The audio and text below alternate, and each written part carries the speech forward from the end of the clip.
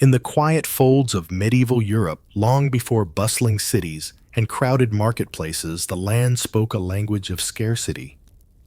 Fields once lush and green now lay parched, cracked, under an unrelenting sun, or drowned by sudden, unkind rains. Villages huddled in the shadows of ancient stone churches, their wooden homes trembling under the weight of uncertainty. The air carried the faint scent of dried herb smoke from the hearths, and unspoken the ever-present anxiety of empty stomachs. Here, life was measured not in gold or titles, but in the small, fragile victories of survival. The poor, who tilled the soil and tended to livestock, knew hunger not as a passing discomfort, but as a daily companion. Every morning they awoke with the quiet hope that today there would be bread, that the pond would still harbor a few fish, that neighbors would share what little they had without resentment or fear. Theirs was a world where ingenuity mattered more than inheritance and courage outweighed wealth. Yet famine was not merely a matter of empty cupboards. It seeped into the bones of communities, testing loyalty, faith, and the very spirit of humanity. Families made impossible choices. Children sent to distant relatives, work traded for scraps, pride swallowed in exchange for survival. Markets became arenas of desperation, and the air was thick with murmurs of what might be harvested or hoarded. Some found hope in the kindness of strangers, others in the solace of ritual and prayer. This story is not just one of suffering. It is a tale of resilience, ingenuity, and the relentless human spirit. We will walk beside those who foraged for roots, shared a single loaf, and faced the ravages of disease without surrender. We will witness communities binding together in solidarity, the flicker of hope amidst despair, and the quiet triumphs of survival that history rarely records. As you settle into this journey, let your imagination wander through the rolling hills, the cobbled streets, and the shadowed corners of medieval villages. Let yourself feel the weight of hunger, the ache of uncertainty, and the flicker of ingenuity that kept life flickering against the darkness. And if you value stories that uncover the human experience, stories that linger long after the pages are turned, be sure to like, share, and subscribe so that the echoes of these lives, long past yet vividly alive, continue to resonate. Welcome, then, to the world of those who survived famine. Welcome to the story of the poor, the resilient, the forgotten, but never defeated. The dawn broke slowly over the low hills, the pale light spilling across fields once fertile, now weary and thin. A mist clung to the furrows, softening the outlines of thatched cottages. But it could not disguise the telltale signs of hardship. Stalks of wheat, half-grown and brittle, bowed under the weight of an unkind season. Streams, the lifeblood of the villages, whispered over stones, yet their waters carried neither abundance nor promise. It was in these quiet mornings that the true scale of famine was revealed, not in the bustle of the market, nor in the proclamations of lords, but in the subtle human details, the wary glance of a mother at her empty pantry, the cautious hands of children sorting through a handful of roots, the careful rationing of the last crust of bread among siblings. Life in the village followed a rhythm dictated by scarcity. The day began with the labor of tending what little could grow, raking the dry soil, coaxing sprouts from the stubborn earth, repairing fences and thatched roofs with hands raw from work and cold. Even the simplest tasks carried weight, for every hour of effort was measured against the uncertain promise of a meal. Men moved quietly along the paths to the fields, their boots scuffing the dust, eyes scanning for signs of nourishment, a wild berry, a rabbit track, a patch of edible greens. Women lingered near the hearth, stoking embers, kneading dough as if it were gold, and carefully distributing a handful of grain among the smallest mouths. Silence often fell over these routines, a shared understanding that words could not ease the gnawing anxiety of hunger. At the edges of the village, the poorest cottages bore the heaviest scars of deprivation. Roofs sagged under the weight of neglect, walls cracked from years of exposure, and smoke curled in thin gray spirals from chimneys that rarely saw a steady flame. Children, clothed in garments, patched and repatched, moved quietly in the early light, their eyes bright with curiosity, yet shadowed by the knowledge of scarcity. They scavenged for scraps, a fallen apple, a tuft of grass that might be palatable, the occasional shellfish from a nearby stream. The older ones learned quickly which plants were safe to eat and which could bring sickness, their survival skills growing from necessity, not instruction. In the heart of the village, the communal spaces, well square and chapel, revealed the social weight of famine. Where laughter and music might have echoed in better times, there was now the murmur of concern, the soft exchange of resources, and the tension of watching the stores dwindle. A handful of barley exchanged for a chicken, a worn cloak traded for a loaf of rye. Favors and labor bartered in lieu of currency. The local lord's decrees were distant, often inaccessible, yet their effects were keenly felt. Taxes, tithes, and obligations pressed upon those least able to meet them, adding layers of stress that no amount of ingenuity could fully relieve. Evenings brought no real respite. Families gathered by the hearth, speaking little, listening instead to the crackle of firewood, the groan of the timbers, and the distant calls of animals returning to their pens. The air was thick with the scent of damp earth, and cooking the latter, often stretching to fill the small homes with hope rather than sustenance. Tales of abundance from neighboring villages, whispered as if in another world, reminded the poor of what had been lost or what they had never known. And yet, amid this quiet despair, moments of resilience shone through. A mother would coax a few morsels into a small stew, making them seem more plentiful than they were.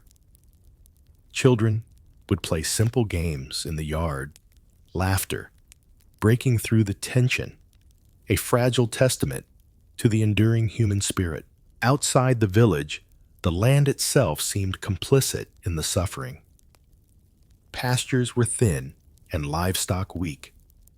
Horses and oxen, essential for plowing and transport, bore the marks of inadequate feed. Fields were left fallow, not by choice, but by necessity, as seeds were saved for the next season, rather than risked in a failing harvest. The forest offered some solace, wild berries, nuts, and roots, but venturing too far was dangerous. Wolves and bandits were ever-present threats, and the terrain, treacherous in rain or frost, could quickly turn survival into peril. Every decision carried risk, and every misstep could be fatal. Among these trials, the people of the village cultivated subtle forms of resistance and adaptation. Rainwater was collected with care. Stashes of grain were hidden from prying eyes. Old recipes resurfaced, transforming roots and leaves into meals that sustained if they could not satisfy. Knowledge passed through generations became vital, as did the willingness to learn from neighbors. What was once ordinary, kitchen herbs, basic hunting skills, simple bartering, became extraordinary acts of ingenuity. Each day's survival was a testament to observation, memory, and courage, small victories quietly celebrated at day's end. Yet famine was not solely a matter of physical endurance. It tested the spirit as severely as the body. Faith, superstition, and ritual became intertwined with the daily grind. The villagers visited the chapel not always in hope of divine intervention, but to find community, to share whispered fears, to witness others navigating the same trials. Candlelight flickered over faces lined with worry, and the hymns, though faint and uneven, offered a rhythm of continuity in a world otherwise unmoored. Prayer, in this sense, was both solace and strategy, a means of asserting agency in a reality dominated by forces beyond control. By nightfall, the village sank into a tentative quiet. The fields lay dark and still, the cottages huddled together like wary animals. Families tucked children into narrow beds, conserving warmth and hope alike. Hunger would persist tomorrow and the day after, but within the shadowed streets and dimly lit homes, there lingered a quiet determination. It was a resolve born not from optimism, but necessity, the unwavering will to endure, to navigate scarcity, and to protect what little life remained. This was the world in which the poor of medieval Europe lived, a world of vulnerability and vigilance, of fear and fortitude of ordinary people confronting extraordinary circumstances. And it was in these shadows over the fields that the first lessons of survival were etched, the first sparks of human ingenuity flickering against the darkness of famine.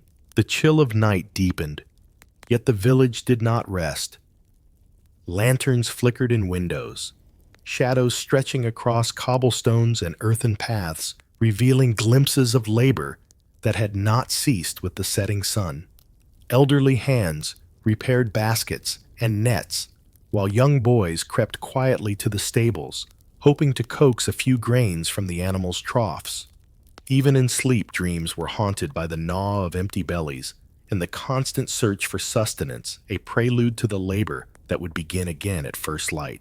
Neighbors, once strangers, became essential allies in the fight against famine. Walls that separated cottages, blurred in purpose, and shared hardship, fostered a subtle, unspoken camaraderie. A woman might offer a handful of barley to a neighbor in exchange for news of which fields still bore roots. Children traded scavenged berries with peers from other homes, learning early the delicate art of negotiation and trust. The village well, once merely a source of water, became a social hub of quiet collaboration. Whispers of where to forage, advice on preserving the last eggs, and the occasional cautious warning of approaching thieves or wild beasts. Here, survival was not merely individual. It was woven into the fragile network of human connection. Food, when it could be found, was treasured with near religious devotion. Each meal, small as it often was, demanded careful planning and communal participation. Families gathered around crude wooden tables, portioning stew so that no mouth was left empty. Leftovers, rare as they were often stored for the sick or the very young, demonstrating an instinctive morality born from necessity. The poor had become masters of transformation. Stale bread became porridge. Wilted greens, once discarded, were boiled into nourishing broths. And every root berry or fish was treated with reverence, its worth understood, not just in sustenance, but in survival. But famine tested more than endurance. It revealed the subtle hierarchies within the village. Some households clung to small reserves, hiding them behind false walls or under floorboards, wary of neighbors who might covet what little they had. Yet in contrast, others practiced a quiet generosity, sharing openly and inspiring similar acts of solidarity. Such choices carried consequences.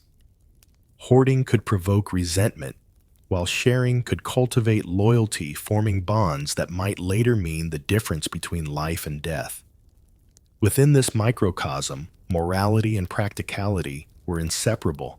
Each act weighed not just for its immediate impact, but for its ripple across the community. At the periphery, the land itself seemed indifferent, even hostile. Fields abandoned by weary farmers yielded only stubborn weeds. Streams, vital arteries of life, were shallow and brackish, hosting small fish that could sustain a child but never a family. Forests promised food but demanded courage, roots hidden beneath tangled undergrowth, birds quick to flee, and predators unseen until it was too late. Villagers ventured out cautiously, balancing risk against reward. Young men and older boys took on the perilous task of gathering what could be scavenged, returning with baskets that might barely sustain a single household. Each foray into the wild carried the unspoken acknowledgement that survival was a constant negotiation with the earth itself. Health fragile, under such conditions, was a continual concern. Malnutrition weakened the villagers' bodies, and even minor injuries could turn dangerous. Colds and fevers spread quickly in homes where warmth was scarce and bedding minimal. Mothers pressed herbs and poultices into service learned from older generations or improvised from necessity, tending to ailments with skill born of desperation.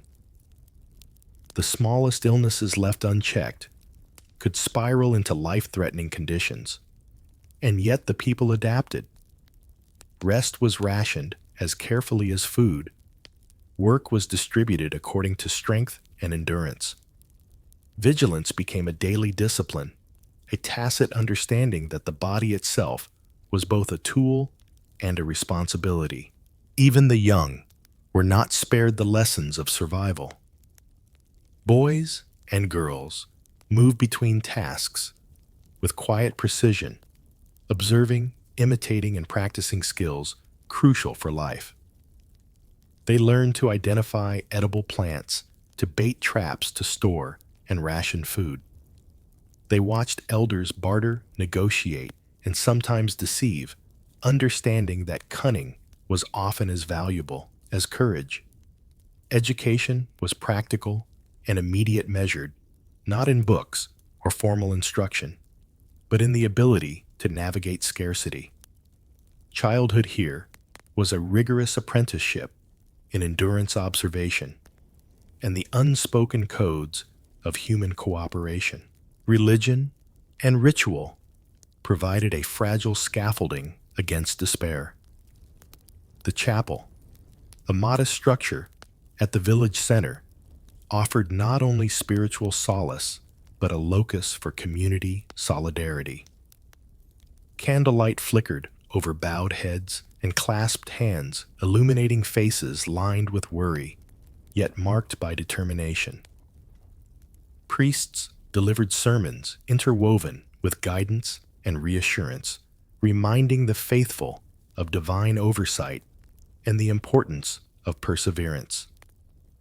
Pilgrimages to distant shrines, though rare and perilous, became acts of hope, gestures of faith that their small efforts, combined with the favor of heaven, might yield a bountiful return. Even simple prayers, whispered in the hush of night, carried a weight heavier than any stone or scroll, as the week-turned patterns of survival hardened into routine. Mornings were spent tending fields, foraging, or repairing shelters. Afternoons passed in barter communal labor or cautious exploration of the surrounding countryside. Evenings were for gathering, for sharing news, and advice for maintaining a fragile sense of normalcy in a world defined by want. Each day was a testament to ingenuity, discipline, and endurance. Small victories accumulated in the hope that tomorrow might hold just a bit more sustenance, a little less hardship.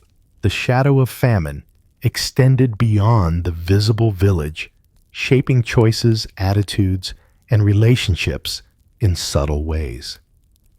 It forced a reckoning with mortality, with fairness, with the limits of human endurance.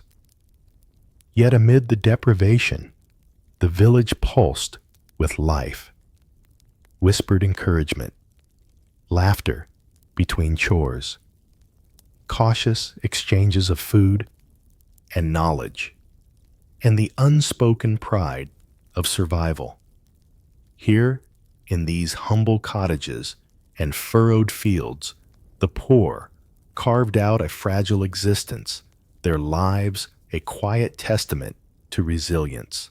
Hunger defined the boundaries of life, but it also illuminated the ingenuity and solidarity that would allow people to endure, to adapt, and in small but significant ways to triumph. The shadow over the fields was long and relentless, yet within it burned the quiet light of determination, a beacon that would guide them through the trials yet to come. Morning broke, with a muted gray light filtering through the narrow streets of the village as smoke spiraled from chimneys. The market square, usually filled with the chatter of trades and the clatter of carts, now held a tension born of scarcity.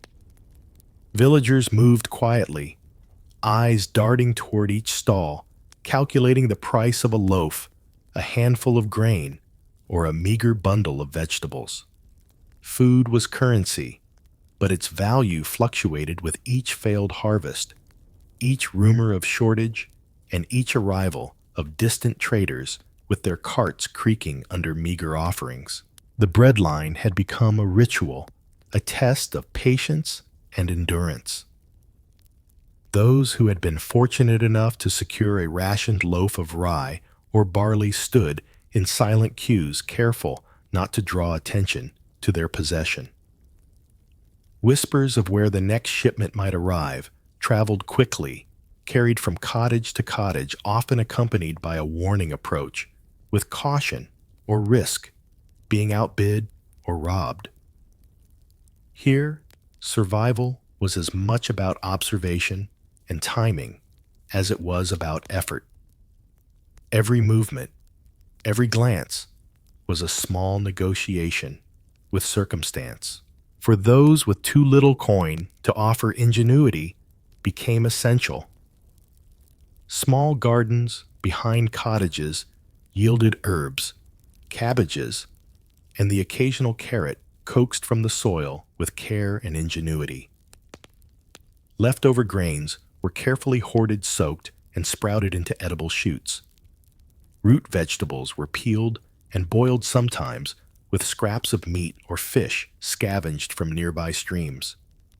The poorest relied on foraging nuts, berries, and wild greens harvested from meadows or hedgerows, each morsel a small triumph against the gnawing emptiness that pressed at every household.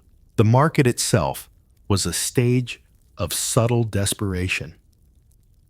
Farmers and smallholders, often not much better off than the villagers, brought whatever produce remained: a basket of eggs, a few cabbages, or sacks of barely grown grain.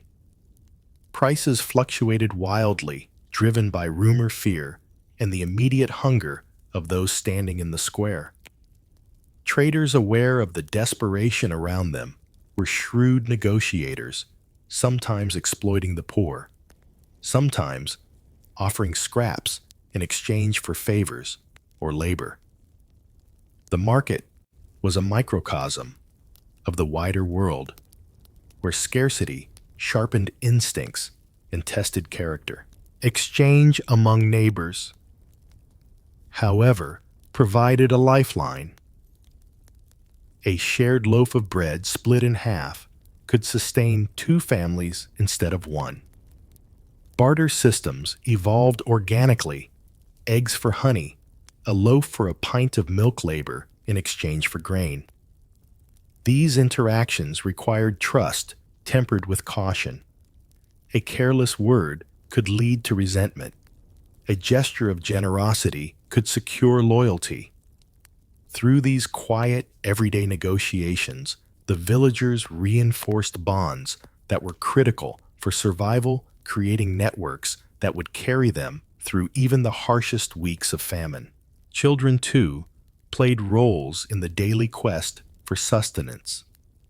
Small errands, delivering a bundle of herbs, fetching water, gathering firewood, became essential contributions to the household. Their nimble feet and keen eyes made them adept foragers, able to spot the smallest root or the faintest signs of wild berries hidden beneath leaves. These skills were nurtured carefully, passed down from elders who knew that knowledge of the land, even in scarcity, was often the difference between life and death. The desperate often ventured further afield, risking roads and forests in search of opportunity. Some sought work in distant villages, exchanging labor for food, or accepted dangerous tasks from wealthier neighbors, clearing fields, tending livestock, or assisting in construction. Others navigated the shadowed paths of the black market, where food could be bought or traded under the veil of secrecy. Such undertakings carried risk. Discovery could mean punishment, theft could mean injury, but the drive to survive compelled action. Fear was constant, but necessity overrode hesitation. At times, ingenuity took the form of transformation. Spoiled or otherwise undesirable foods were reimagined into sustenance. Overripe fruit became preserves, stale bread turned into porridge or dumplings, and the small fish caught from streams were cleaned, salted, or smoked to prolong their life. Villagers learned to mix herbs, to mask bitterness, to combine ingredients, to stretch limited supplies, and to cook slowly to extract every ounce of nourishment. In these acts, the ordinary became extraordinary. Survival demanded creativity as much as effort, yet the social implications of scarcity were ever present. Standing in the market, one could measure status not by wealth, but by cleverness and resourcefulness. Those able to acquire even a small amount of food gained subtle prestige, while those who failed bore the weight of judgment or pity. Gossip traveled faster than the wind. Who had shared, who had hoarded, who had bartered wisely or poorly. In a world defined by shortage, the social fabric was woven from the threads of survival, cooperation, and competition alike. Even as they navigated these challenges, the poor maintained hope, often intertwined with faith. Villagers would cross themselves before a market transaction, silently beseeching Providence to favor their efforts. Small tokens, charms, or prayers were offered in gratitude or in plea. While the law of scarcity governed much of their daily life, belief offered a psychological sustenance, a quiet reassurance that their struggles were observed, if not alleviated, by higher powers. As dusk fell over the village, the day's labors concluded not with abundance, but with a fragile victory. The small baskets of food, the traded handfuls of grain, the modest yield of a neighbor's garden, all these became symbols of resilience. Families returned to their cottages carrying sustenance, both literal and symbolic proof that despite adversity, life could persist. Every shared meal, every careful ration, reinforced the delicate balance of community and survival. In this world, the market was more than commerce. It was the stage upon which ingenuity, courage, and human solidarity played out. Here the poor faced scarcity, not passively, but actively navigating risks and rewards with skill honed over years. Their strategies were subtle, adaptive, and profoundly human, reflecting a capacity to endure that would leave a lasting imprint on the very fabric of medieval society. By the end of the day, the villagers had demonstrated in quiet ways that survival was possible even amid deprivation. Hunger remained, shadows of uncertainty lingered, but the careful negotiation of resources, the shared knowledge of the community, and the courage to take measured risks ensured that life continued. And in these modest victories, loaves, split roots, gathered trades completed, lay the first glimmers of resilience that would define the people through the long, relentless seasons to come. The market square had emptied of most early risers, leaving behind a quiet tension, the remnants of baskets and overturned leaves marking the struggles of the morning. Those who lingered were the most desperate, the most cunning, or those willing to trade labor or favors for scraps of sustenance. Each stall became a chessboard of survival, where observation, patience, and strategy dictated the flow of goods. The poor watched one another carefully, learning from gestures, noting the weight of coins, exchanged the subtle ways that traders revealed which wares were scarce and which could be acquired through negotiation. For many, the art of survival required walking a fine line between audacity and prudence. A villager might approach a stall, feigning disinterest, only to return later when a trader's attention had shifted, hoping to secure a handful of grain before the stock vanished. Children, with their nimbleness and lack of social scrutiny, often undertook errands to barter or gather small portions from distant neighbors, returning with tiny treasures that could be combined into a modest meal. Every decision carried risk, and every choice was measured against the constant hunger pressing at the edge of consciousness. As days stretched into weeks, the villagers adapted in subtle ways. They learned to stretch meager rations with skill, boiling roots and leaves to make thick stews, soaking hard bread to soften it into porridge, and using herbs to mask bitterness. Even spoiled grains were transformed, sifted carefully to remove impurities, and mixed with more palatable components. Every morsel, no matter how humble, became a testament to human ingenuity, a small victory against the unrelenting scarcity of the season. The social economy of survival also expanded beyond simple barter.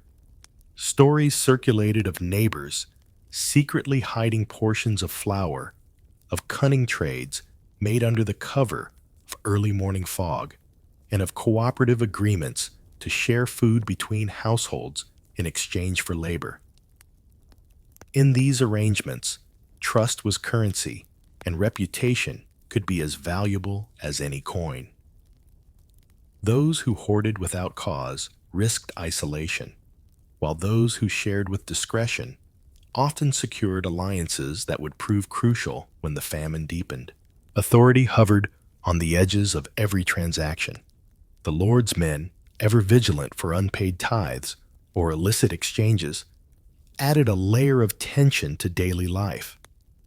Small fines, threats, or confiscations could devastate a household barely clinging to subsistence.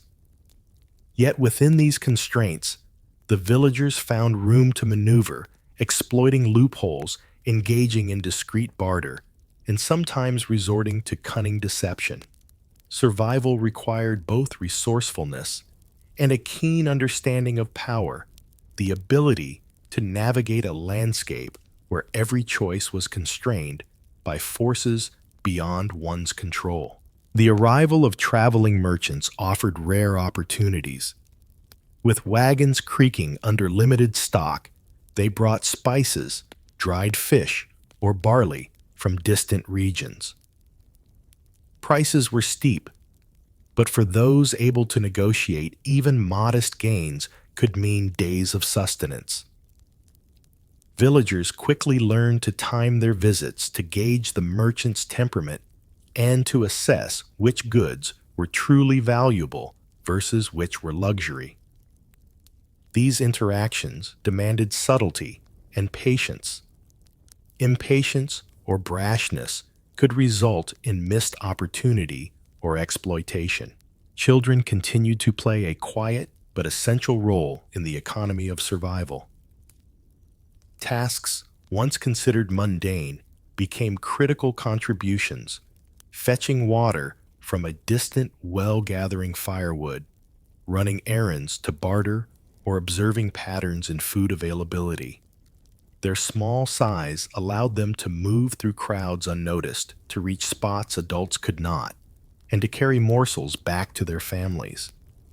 Education in this context was immediate and practical, imparted through observation, imitation, and guidance by elders who understood that every small act could influence the household's ability to endure.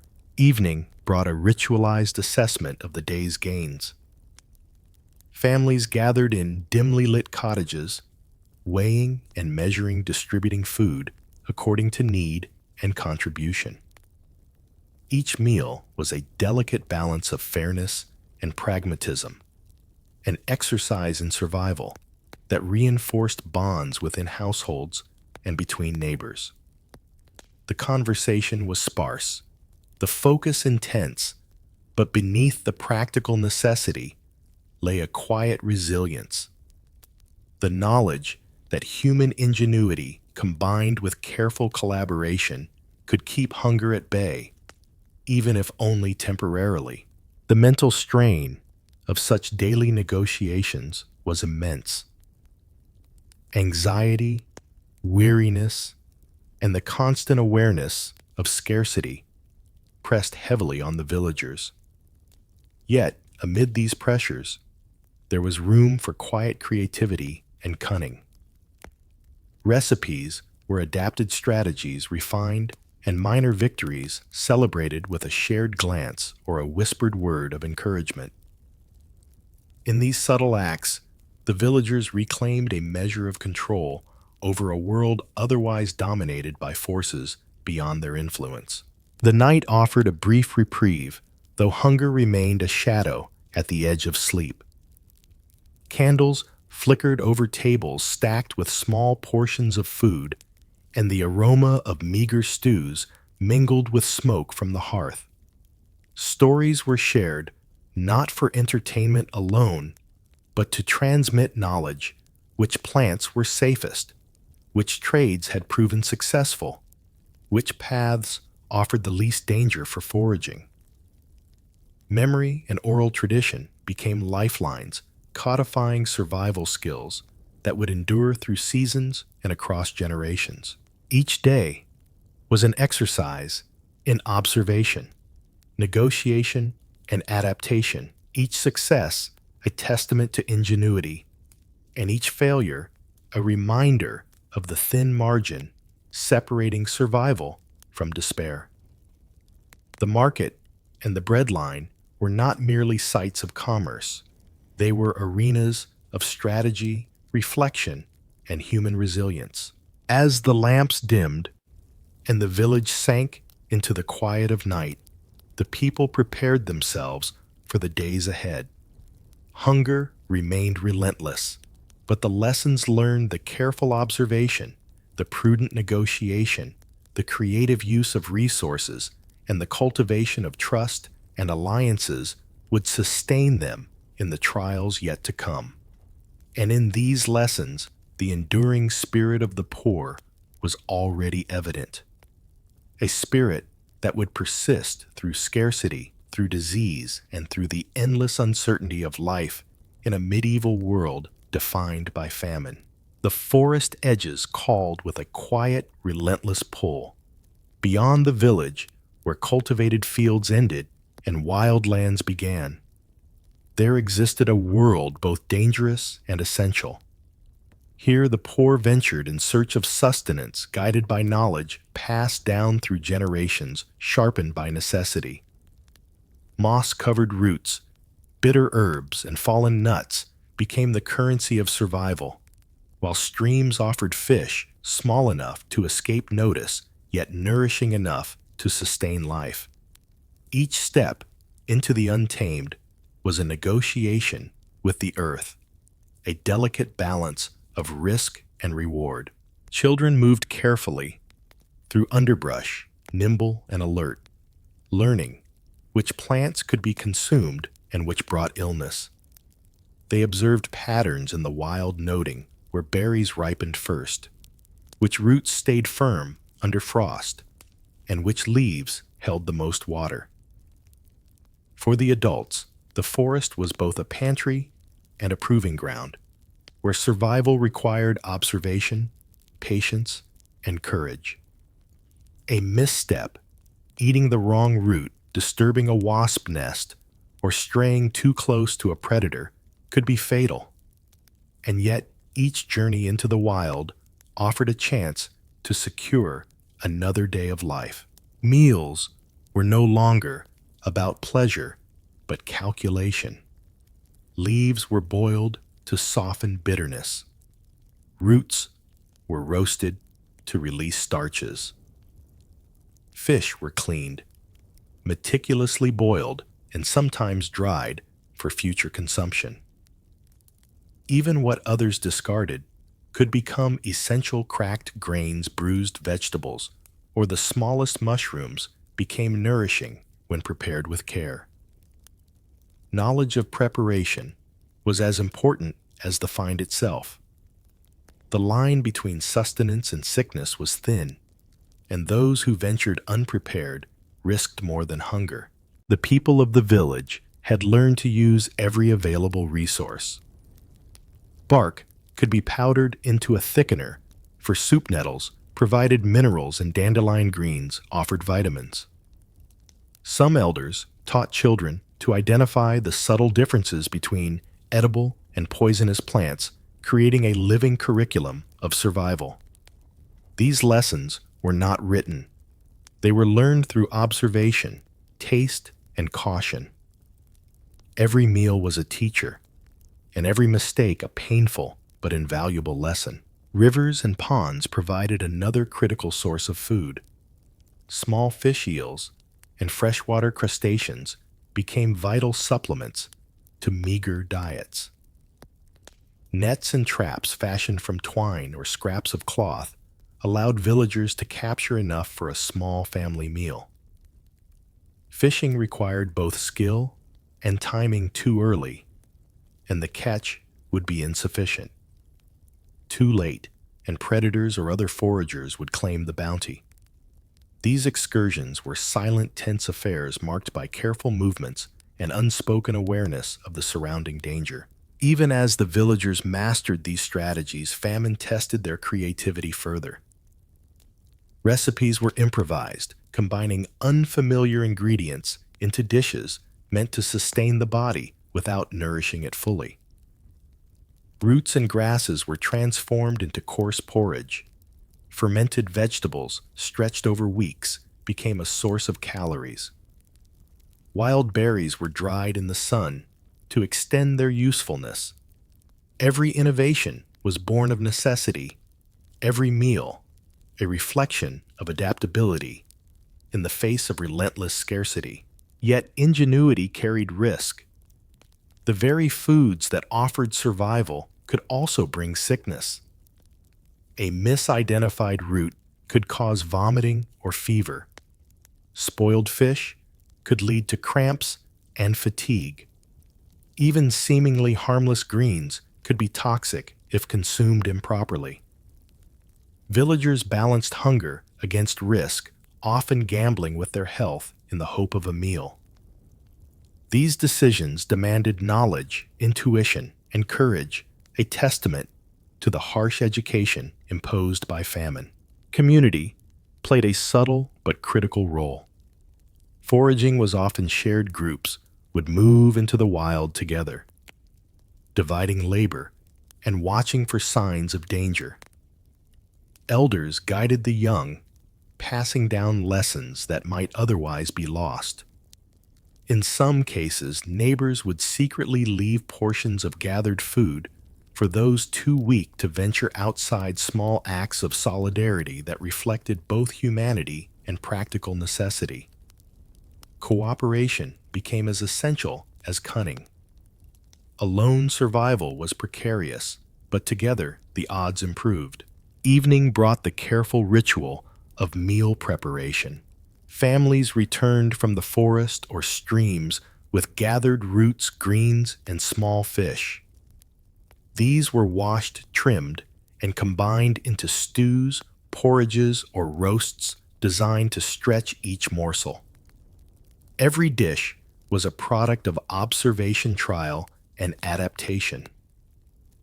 Children watched attentively, learning not only the techniques of cooking, but the logic behind rationing, timing, and flavor masking. In these small kitchens, the skills of survival were embedded into the daily rhythm of life. The psychological weight of these tasks was profound. Hunger gnawed constantly, yet villagers were required to maintain vigilance, skill, and patience. A failed forage meant empty bellies. An ill-prepared meal could bring sickness. Every day demanded alertness and decisiveness, testing both body and mind. Yet in this crucible, resilience took shape. The people learned to read, and the land anticipate scarcity and improvise under pressure. Adaptability became instinct, and endurance became a defining trait as essential as the very food they sought. By nightfall, the forest and fields were quiet once more. Families gathered around the hearth, their sparse meals shared in silence or soft conversation.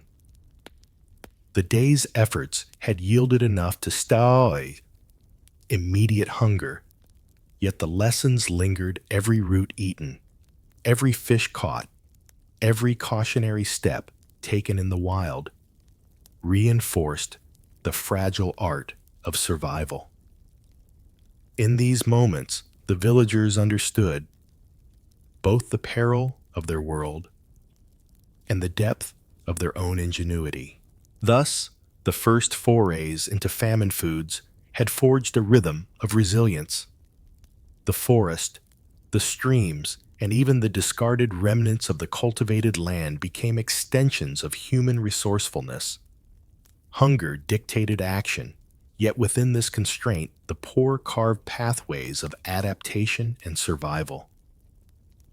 And as the village settled into night, the memory of lessons learned, discoveries made, and risks taken promised that tomorrow they could venture once more into the wild, guided by knowledge, courage, and necessity. As dusk settled over the village, the foragers returned their baskets heavy with roots, greens, and the occasional small fish, yet their expressions carried the weight of exhaustion. The journey into the forest and streams had been perilous, each step measured against the invisible threats of wild beasts, misjudged terrain, or a mistaken bite. Yet the day's harvest, meager though it often was, became the lifeline for families waiting at home. These returns were never solitary. The community gathered quietly, acknowledging the effort, with nods and gentle gestures, sharing knowledge about the best finds and the dangers encountered. Families were at the center of survival. Mothers divided portions carefully among children, ensuring that even the smallest mouths received some nourishment. Fathers checked traps, scrubbed roots, and prepared greens for cooking. The elderly, though often weakened by time and previous seasons of scarcity, contributed through guidance, identifying safe plants, advising on preparation, or recounting tales that carried subtle warnings of the forest's hidden perils.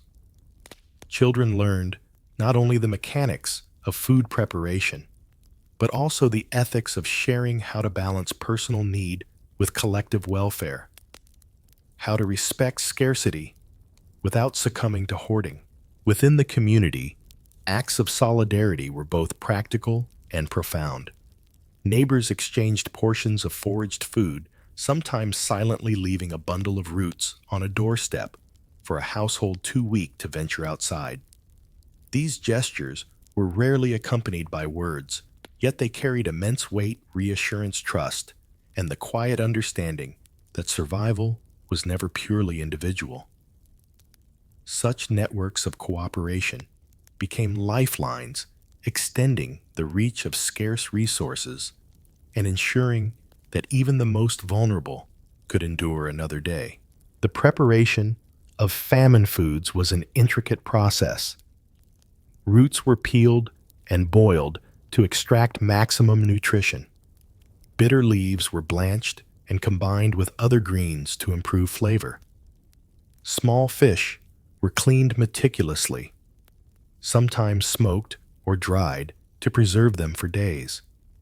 Cooking itself became a careful negotiation. Heat was rationed, time was measured, and water was conserved. The act of preparing a meal transformed the meager yield of the day into sustenance, each step a testament to human ingenuity and the determination to survive against relentless scarcity. Community gatherings, often at the hearth or in small shared spaces, reinforced bonds and transmitted vital knowledge. Elders instructed the young in techniques of identification, preparation, and rationing. Stories were told of past famines, of clever solutions, and of mistakes to avoid embedding practical wisdom within narrative. Through this oral tradition, survival skills were not only preserved, but passed down, ensuring that each new generation could navigate a world dictated by hunger. The social fabric of the village revealed itself in these daily interactions. Resourcefulness was admired, caution respected, and acts of generosity reinforced trust. Hoarding, even in secrecy, risked social isolation, while discreet sharing fostered loyalty and cooperation. The poor developed a sophisticated understanding of human behavior, when to speak, when to act, when to conceal resources, and when to extend aid. These unwritten rules governed life as strictly as any law, shaping relationships and influencing the distribution of scarce food. Even amid hardship, there were moments of subtle celebration. A particularly successful forage, the discovery of a previously unknown edible root, or a clean catch of fish, could inspire quiet rejoicing. Children played briefly with the spoils, tossing berries or roots in games that mimicked the larger struggles of survival. Laughter, though fleeting, provided relief, strengthening spirits and reinforcing the bonds between family and community. In these moments, the villagers affirmed that endurance was not merely physical, but emotional and social, a testament to the resilience of the human spirit. The risks of famine foods remained ever present. One misidentified plant could result in illness. One poorly stored portion could attract vermin. Yet the villagers learned to mitigate danger through vigilance and shared knowledge. They rotated foraging locations, stored food in discreet dry spaces, and taught children the rules of caution. Even the act of eating became a conscious exercise in strategy. Each meal balanced potential nourishment against possible harm, hunger against prudence, and need against foresight. Night deepened, and the village settled into a fragile rhythm of rest and reflection. Meals were shared, stories recounted, and the day's lessons internalized. Every small success an edible root, a portion stretched, a child fed, became evidence of human ingenuity and collective strength. The poor, though constrained by circumstance, had cultivated skills, knowledge, and relationships that would allow them to navigate the uncertainty of famine with dignity and resilience. Survival required both courage and creativity, observation and intuition, independence and cooperation. The hardships of foraging and famine foods had forged patterns of endurance that were as psychological and social as they were physical. And as the night enveloped the village, the people rested with the quiet assurance that through shared effort and cunning life could persist even in the shadow of scarcity. The first light of dawn seeped through the mist over the village, softening the harsh outlines of cottages and fields. Even in this fragile illumination, the signs of struggle were evident: the scarred earth of depleted gardens, the uneven piles of gathered roots and greens, and the haggard faces of villagers who had endured another long night of hunger. Yet within these marks of hardship lay something more enduring, traces of resilience woven into the fabric of daily life. Family units, no longer merely households, had become living networks of survival, their bonds tested and strengthened by scarcity. Mothers and fathers moved with quiet purpose, tending to children who were learning the rhythms of scarcity as much as the rhythms of life. Meals were carefully measured, each portion rationed, to ensure that the weakest among them, infants, the elderly, the sick, received enough to sustain hope, if not fullness. These routines were exacting, demanding precision in measurement and planning. Yet they also allowed for small acts of generosity: a spoonful given to a sibling in need, a scrap of bread shared with a neighbor's child. Here, survival and morality intertwined. Every choice bore both practical and ethical weight. The role of neighbors, friends, and extended kin became increasingly central. Houses that had once stood as independent units now operated as collective nodes in a fragile network. Food, labor, and information flowed along these connections. A mother might lend a handful of grain to a neighbor in exchange for help with childcare. A young boy could run errands between cottages to deliver scraps of food, and elders shared wisdom about hidden routes or safe fishing spots. Trust, once a casual social lubricant, became a survival tool, its cultivation as critical as gathering firewood or boiling water. Work within this network was distributed according to ability and need. Men, often stronger in physical labor, took on the more dangerous or physically demanding tasks, repairing roofs, foraging deep in the forest, or fishing in cold, swift streams. Women balanced domestic duties with critical roles in food preparation, rationing, and guidance, while children learned practical skills through observation and hands-on experience. The elderly, their bodies frail, but their knowledge vast, served as repositories of practical wisdom and cautionary advice, teaching the young which plants were safe to eat, which traps could be trusted, and which roads to avoid after dark. Even in scarcity, the villagers maintained a sense of ritual and routine that reinforced solidarity. Shared meals were more than survival. They were moments of connection. Around the hearth, conversation blended with instruction, a lesson in boiling roots to remove bitterness, a caution about the dangers of spoiled fish, or a whispered story of past winters endured.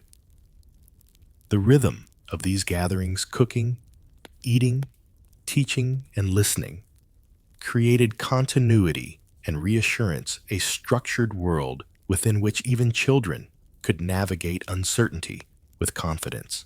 Acts of generosity, often small and discreet, carried immense significance.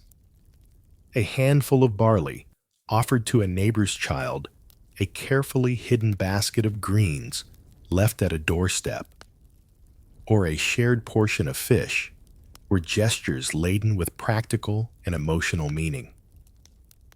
They reinforced trust, cultivated loyalty, and ensured that resources, though limited, could stretch further than any single household could manage alone.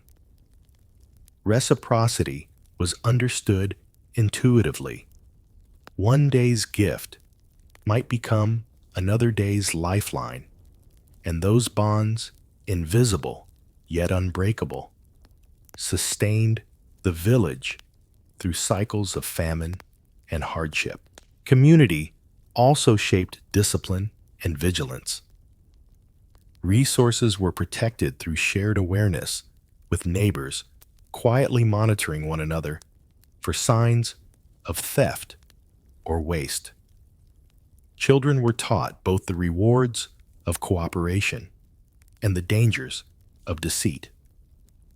Lessons in honesty and observation became as crucial as those in foraging or cooking. Even social rituals, greetings, visits, shared labor functioned as subtle mechanisms of accountability, ensuring that collective survival remained a priority over individual gain. The psychological dimension of solidarity was equally profound. Scarcity weighed heavily, pressing on minds as relentlessly as on bodies. Anxiety, fatigue, and fear were constants. Yet the act of working together, sharing and supporting one another, mitigated despair. Human connection, even in its quietest forms, became a lifeline. A neighbor's nod of reassurance. A brief, shared smile. A whispered warning about a dangerous patch of forest. All these small interactions reinforced a sense of security and belonging, alleviating the mental strain of survival under famine conditions. Even the young absorbed these lessons. Children watched the meticulous care with which food was divided, the patience in teaching foraging skills, and the subtle negotiations that ensured fairness. They learned that survival was never solitary. It required observation, collaboration, and the cultivation of trust. Play became intertwined with practical skill, identifying edible plants, imitating bartering gestures, or helping to tend traps and nets. Through such engagement, the village ensured that the next generation would be equipped not just physically, but socially and ethically to endure. At the edges of this communal effort, small innovations emerged. Households experimented with shared gardens, rotating responsibilities to maximize output. Food preservation techniques were refined collectively, drying herbs, smoking fish, or storing roots in cool, dark cellars. These shared practices reflected both necessity and ingenuity, revealing how collaboration could amplify the efficiency of scarce resources. Survival became a dynamic process, responsive not only to the whims of nature, but to the strategies and intelligence of the community itself. As twilight descended, the village moved toward quiet reflection. Fires flickered through windows, illuminating faces etched with fatigue, yet softened by satisfaction. Meals, however modest, were shared. Advice was exchanged. Plans for the next day whispered. The bonds forged through these routines, the interdependence cultivated over weeks of scarcity, created a sense of continuity and resilience. Here in the daily rhythm of family and community, the poor discovered a power that hunger could not erode, the strength of solidarity the security of cooperation, and the dignity of mutual care. Hunger remained shadows of scarcity, lingered. But within these hardships, the human spirit revealed its capacity for care, adaptability, and unwavering perseverance. The foundation of resilience had been laid one meal, one act of generosity, and one carefully taught skill at a time, preparing the villagers for the further challenges yet to come.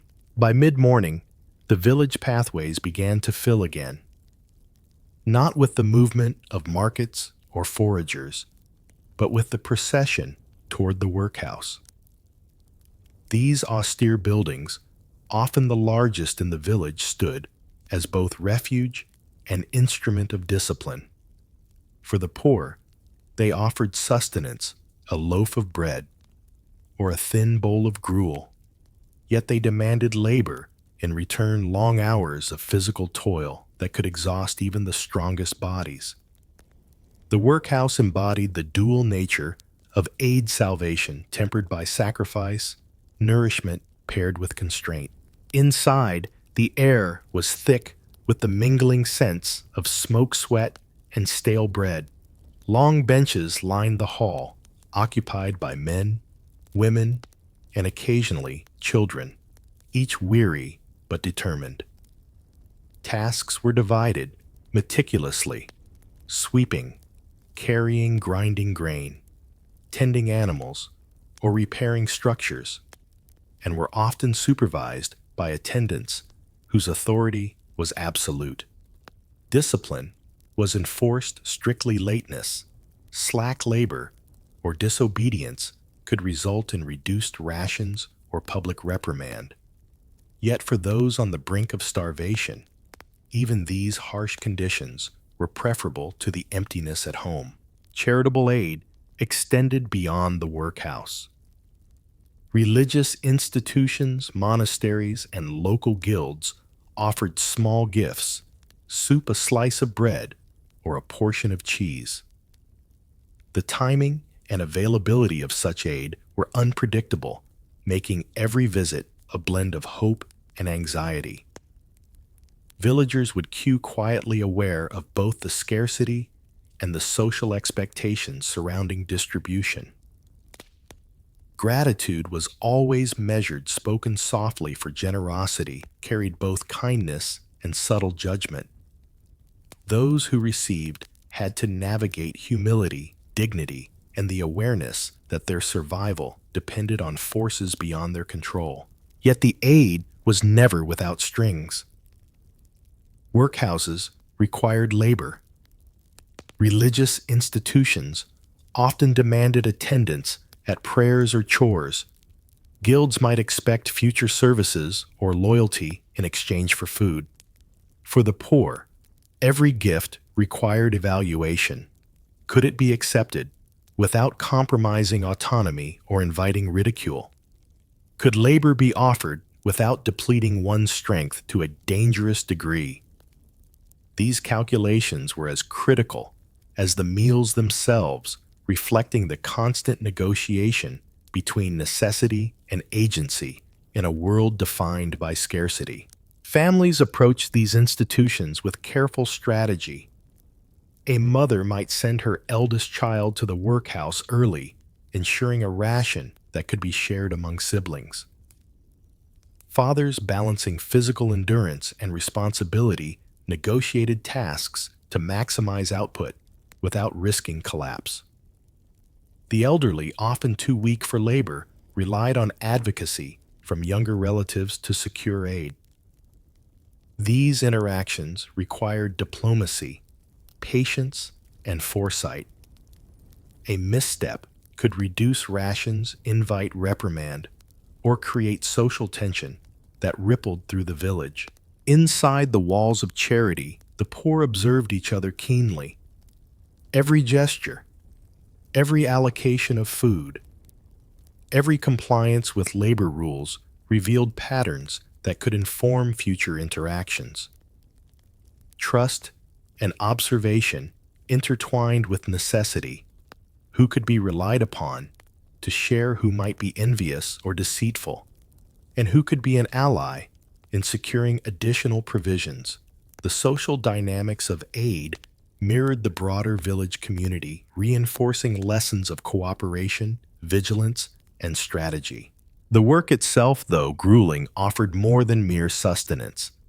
It cultivated skills that were invaluable in survival. The ability to handle tools, manage scarce materials, and endure prolonged exertion under duress. These tasks, though repetitive, became exercises in discipline and resilience.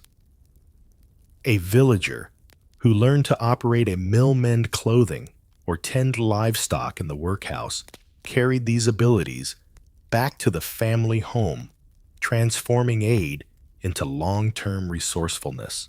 Even in these institutional spaces, subtle acts of solidarity persisted.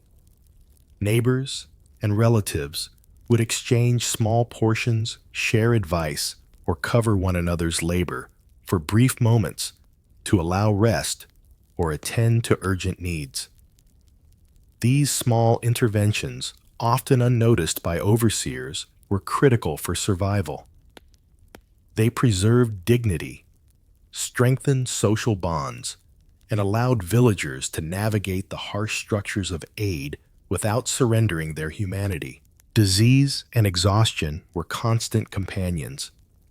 The crowded spaces of workhouses facilitated the spread of coughs, fevers, and dysentery. Weakened bodies struggled under the twin pressures of hunger and labor, and caretakers, though often compassionate, were ill-equipped to address illness beyond basic nursing or isolation. Families coped with these threats collectively. Herbs and home remedies supplemented institutional care, and knowledge of preventative practices was shared quietly among neighbors. These strategies reflected a sophisticated understanding of risk management, born not from formal instruction, but from the pressing need to preserve life. Evening brought a somber reflection. Those who had labored in the workhouse returned home with a portion of sustenance enough to complement what had been gathered from foraging gardens or neighbors. Families reconstructed their meals, distributing carefully to maintain both nutrition and morale. The day's labor and received aid were calculated meticulously, ensuring that each member could endure the night and awaken prepared for another day of uncertainty. The cycle of scarcity labor and strategic sharing was relentless, yet it forged skills, solidarity, and resilience that were as vital as any nourishment. The psychological weight of dependence on charity was profound. Humility, patience, and discretion became virtues. Pride was tempered by necessity. Yet within this framework, the poor found ways to assert agency, negotiating tasks, sharing intelligence about food sources, and maintaining the dignity of their families.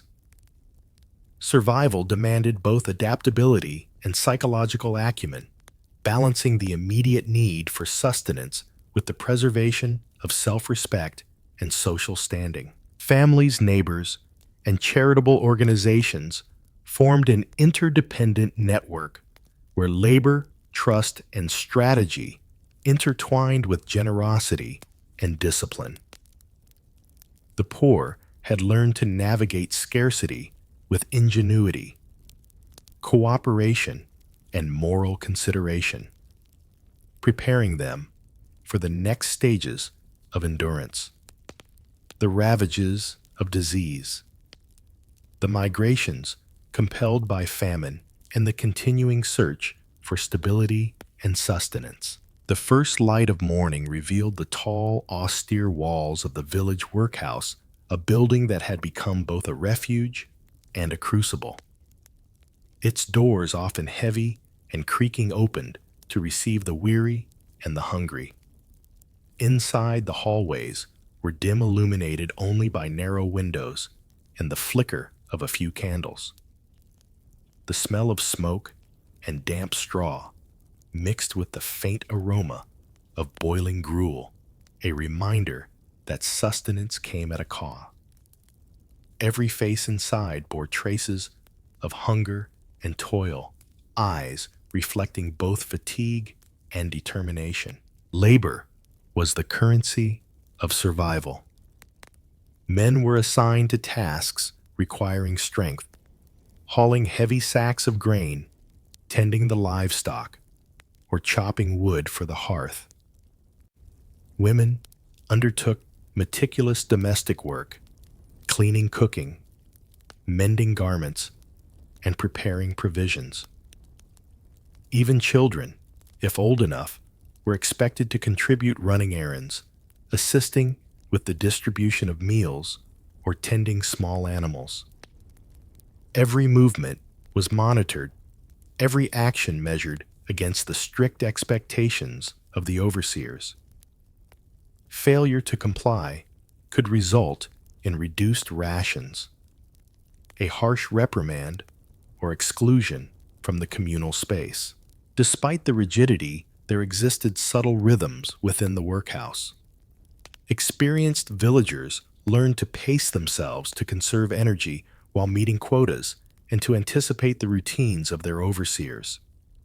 They discovered small efficiencies, arranging bundles of grain to make lifting easier, collaborating quietly to share the burden of heavy work, and using whispered instructions to navigate tasks more effectively.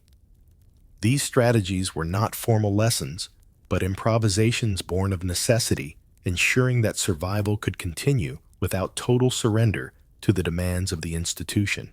Charitable aid extended beyond the workhouse walls. Monasteries, churches, and benevolent guilds offered food, clothing, and small coins, often distributed during specific hours or ceremonies. Villagers queued patiently, aware that supplies were limited and that every gesture carried social significance. Gratitude was expressed cautiously, for generosity was intertwined with social hierarchy. A misstep could offend or invite scrutiny. The poor learned to balance humility with dignity, recognizing that survival depended on both acceptance of aid and the maintenance of self-respect. Workhouses demanded more than labor. They demanded obedience and adaptability. Tasks were assigned according to perceived ability, and flexibility was limited. Men might be required to repair roofs one day and haul water the next. Women could find themselves cooking for dozens or stitching garments from dawn until dusk.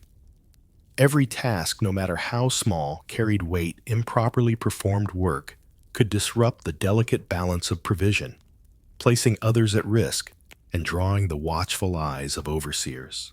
The harshness of these institutions was tempered at times by moments of human connection. Shared meals, though modest, became opportunities for advice and instruction. Elders whispered guidance to the young, teaching techniques for conserving energy, stretching rations, or avoiding injury. Families communicated through discreet signals or gestures, coordinating efforts to ensure that every member could endure the day's labors. These interactions reinforced bonds, allowing cooperation and compassion to persist, even in environments designed for efficiency rather than empathy. Disease lurked in the corners of the workhouse. Crowded quarters, damp bedding, and shared utensils facilitated the spread of illness. Fever, dysentery, and respiratory infections claimed bodies weakened by hunger and exhaustion. Yet villagers developed coping strategies, isolating the sick, when possible, administering herbal remedies, and sharing knowledge of safe preparation methods for food and water. Survival required both vigilance and ingenuity, a constant negotiation between scarcity health and the labor demanded by the institution. Outside the workhouse, villagers observed the ebb and flow of aid. A monk distributing bread might favor certain families who had contributed labor to the monastery. A guild might offer a sack of grain in exchange for weaving or repair work. Every encounter was both practical and tactical, requiring negotiation patience and an understanding of social dynamics. These exchanges reinforced lessons learned in the village survival depended not only on strength or knowledge, but on the ability to navigate systems of power and generosity with subtlety and care. Children absorbed these lessons quickly. They observed the movements of adults, noted which tasks were most valued, and learned to anticipate the rhythm of food distribution. Play became intertwined with training, carrying small bundles, observing preparation techniques, or mimicking the precise gestures required to serve meals efficiently. Through these experiences, survival skills were passed naturally, embedding both practical knowledge and social awareness that would be essential in later life. By mid-afternoon, the hallways of the workhouse were a blur of motion, shuffling feet, the scrape of tools, and the low hum of conversation. Tasks were completed, rations distributed, and brief rest periods observed. Each day ended with a careful accounting of resources, ensuring that every loaf of bread, every handful of grain, and every portion of soup was utilized to maximum effect. Families and neighbors quietly coordinated, sharing what little they had, preserving the delicate balance between labor consumption and survival. The evening brought reflection. Those who had endured long hours of toil returned home with portions of sustenance sufficient to complement what had been gathered from foraging gardens or neighbors. Meals were reconstructed with care, distributed according to need, and consumed with gratitude and discipline. The daily cycle of labor and aid was relentless, yet it cultivated skills, resilience, and social cohesion that extended beyond mere physical sustenance. Survival became an art, a delicate balance of effort, observation, collaboration, and ingenuity. As night fell, families huddled in modest cottages, the warmth of the hearth a small comfort against the chill of scarcity. The lessons of the workhouse lingered: disciplined cooperation, strategic thinking, and the subtle navigation of authority. Hunger persisted. Yet within these challenges, the villagers discovered the depth of their own resourcefulness and the strength of their social bonds. The ability to endure, to adapt, and to support one another under such pressure revealed a human resilience that could not be measured in calories alone. The poor were learning to survive not only through food, but through discipline, observation, negotiation, and solidarity. These experiences laid the foundation for continued endurance, preparing the village for the next trials, the spread of disease, the long migrations compelled by famine, and the persistent search for stability in an uncertain world. The workhouse, though imposing and regimented, was a landscape navigated with quiet ingenuity. Each villager understood that survival required not only strength and endurance, but subtle strategy. Every task was scrutinized for efficiency, lifting grain sacks with minimal effort, timing movements to conserve energy, and observing the routines of overseers to anticipate demands. These small calculations, repeated daily, formed a rhythm of survival that extended beyond physical labor into social intelligence and tactical foresight. Some learned to cultivate favor discreetly. A courteous gesture toward an overseer, a carefully timed completion of a chore, or the subtle display of skill could result in a slightly larger portion of gruel, a more comfortable workspace, or a moment's reprieve. Such small advantages were precious, often separating those who could endure the day from those who faltered. Villagers became adept at reading human behavior, recognizing patterns of authority, and adjusting actions to secure their welfare while remaining within the strict confines of expectation. Families coordinated in quiet, almost imperceptible ways. Children might carry messages between siblings working in different areas, subtly reallocating resources or alerting each other to forthcoming tasks. Mothers and fathers shared tips on conserving strength, from adjusting posture during long hours of lifting to rotating responsibilities in shared domestic chores. Every member of the household became both participant and strategist, learning to negotiate labor, food, and attention with the precision demanded by scarcity. The workhouse also demanded constant vigilance over resources. Food was both lifeline and commodity. Mismanagement could mean weakness, illness, or hunger. Villagers observed carefully how rations were measured when they were distributed and how leftovers were handled. Creative solutions emerged, boiling roots in concentrated batches to stretch them further, hiding small portions for later, or mixing foraged greens with institutional supplies to supplement nutrition. Each innovation was a negotiation with both hunger and authority, a testament to human ingenuity under constraint. Social observation became as important as physical labor. Those who could navigate the complex interactions of the workhouse, understanding hierarchy, predicting the mood of overseers, and recognizing subtle alliances among fellow villagers, were often more successful in securing adequate sustenance.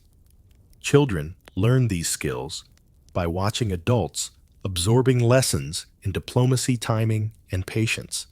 These subtleties, though invisible to outsiders, determined the day-to-day realities of survival. Health was a constant concern. Crowded spaces, poor ventilation, and limited access to clean water allowed disease to spread rapidly. Villagers developed coping strategies that combined traditional knowledge and acute observation. Herbs boiled into broths for their medicinal properties, carefully prepared meals to avoid spoilage, and subtle separation of the ill when possible. Vigilance was a daily requirement. A single misstep could compromise not only one's own health, but that of an entire family. Survival demanded both caution and creativity, a delicate balance of body and mind. Despite the rigor and constant risk, subtle communities formed within the workhouse. Individuals shared tips, warned each other of potential hazards, and offered small portions of food when possible. Trust and loyalty were not assumed but earned through repeated demonstration. Bonds forged in this environment were resilient, built upon necessity and mutual dependence. Villagers learned to rely on these relationships, understanding that cooperation could preserve life even where institutional systems impose strict limitations. The act of eating itself became a skillful exercise. Meals were stretched through careful portioning, combining institutional provisions with foraged supplements and balancing caloric intake against the physical demands of labor. Elders taught younger villagers how to make each morsel count, emphasizing technique, patience, and the importance of rationing. Each meal reinforced lessons in strategy, observation, and endurance, weaving knowledge into the everyday experience of hunger and labor. Even at night, the lessons of the workhouse persisted. Families returned to their modest homes, carrying small but crucial stores of sustenance. Here, the strategies of survival continued. Portions were further rationed. Tasks were planned for the following day, and care was taken to maintain both physical health and morale. Parents reinforced the wisdom gained in the workhouse blending instruction with reassurance, ensuring that children absorbed not only practical skills, but also the psychological resilience required to endure ongoing scarcity. Villagers had navigated its strictures with intelligence, ingenuity, and cooperation. They had transformed labor into sustenance, observation into strategy, and scarcity into lessons of endurance. The experience forged skills and resilience that extended beyond the immediate threat of hunger, preparing the poor for the next stages of survival. The spread of disease, migration in search of resources, and the persistent need to innovate under pressure. The villagers emerged from each day with a sharpened understanding of both their environment and themselves. Hunger, discipline, and labor demanded constant adaptation. Yet within these constraints lay the opportunity to cultivate endurance, cunning, and social cohesion. The workhouse was not merely a place of confinement, it was a testing ground, teaching the poor how to survive, adapt, and preserve both body and spirit in the relentless shadow of famine. The village awoke to a cold, gray morning, the mist clinging to cottages and fields as if reluctant to release the earth from the chill. Scarred soil and withered crops whispered of scarcity, but the greater threat now lay not in empty granaries, but in the invisible specter that preyed on weakened bodies' disease. Hunger had already thinned the villagers' strength. Malnutrition had hollowed their frames and dulled resistance. Every cough, every feverish flicker of skin was amplified by the awareness that sickness could prove fatal. Children, their small bodies fragile under repeated seasons of meager rations, were the first to show signs of decline. Their steps slowed, their laughter muted, and their eyes, once bright with curiosity, dimmed with fatigue. Mothers watched anxiously, balancing the instinct to comfort with the practical knowledge that overexertion could hasten collapse. Fathers measured work against endurance, calculating how much labor could be managed without risking illness, yet often the need to secure food demanded perilous exertion. Illness in the village was as social as it was physical. Crowded cottages, shared meals, and close contact among neighbors turned homes into incubators. Fevers spread quietly, while coughs traveled from one child to another with stealthy efficiency. Families developed strategies isolating the sick, when possible rationing water and herbal remedies, and using knowledge passed through generations to identify early signs of danger. Yet these measures were fragile, contingent on vigilance, cooperation, and a degree of luck that often seemed absent. The workhouse, once a place of sustenance and labor, became a locus of peril.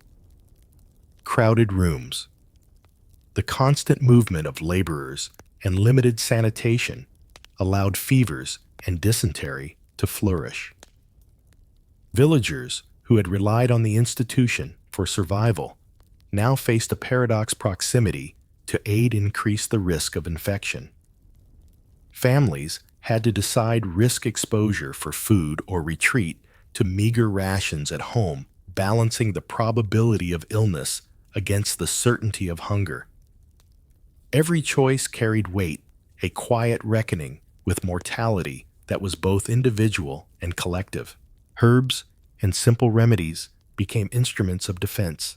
Elderly women steeped in traditional knowledge boiled roots and leaves into bitter infusions believed to soothe fever, cleanse the stomach, or relieve congestion. Families collected willow bark, chamomile, and elderflower drying, and storing them for use when illness struck. While these measures were rarely curative, they provided a measure of agency, a sense that even in the face of scarcity and disease, some control could be exerted over fate. Nutrition itself was a battlefield. Small meals, painstakingly rationed, had to provide enough energy to sustain weakened bodies while avoiding digestive strain.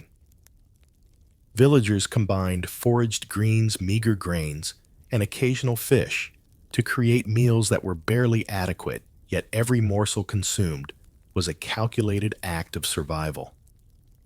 Parents sacrificed their portions, ensuring children ate first. The elderly went without preserving food for those with greater physical need.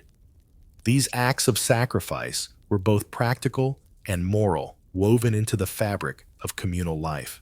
Death, though seldom spoken of directly, was a constant presence.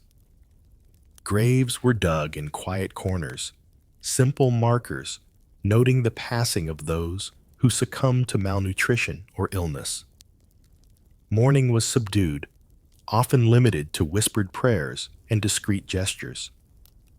Life in the village pressed relentlessly forward, demanding that grief coexist with the daily struggle to secure food, collect water, and maintain health. Each loss was a reminder of vulnerability and a silent exhortation to vigilance, ingenuity, and cooperation. Children learned quickly that illness could be both a warning and a teacher.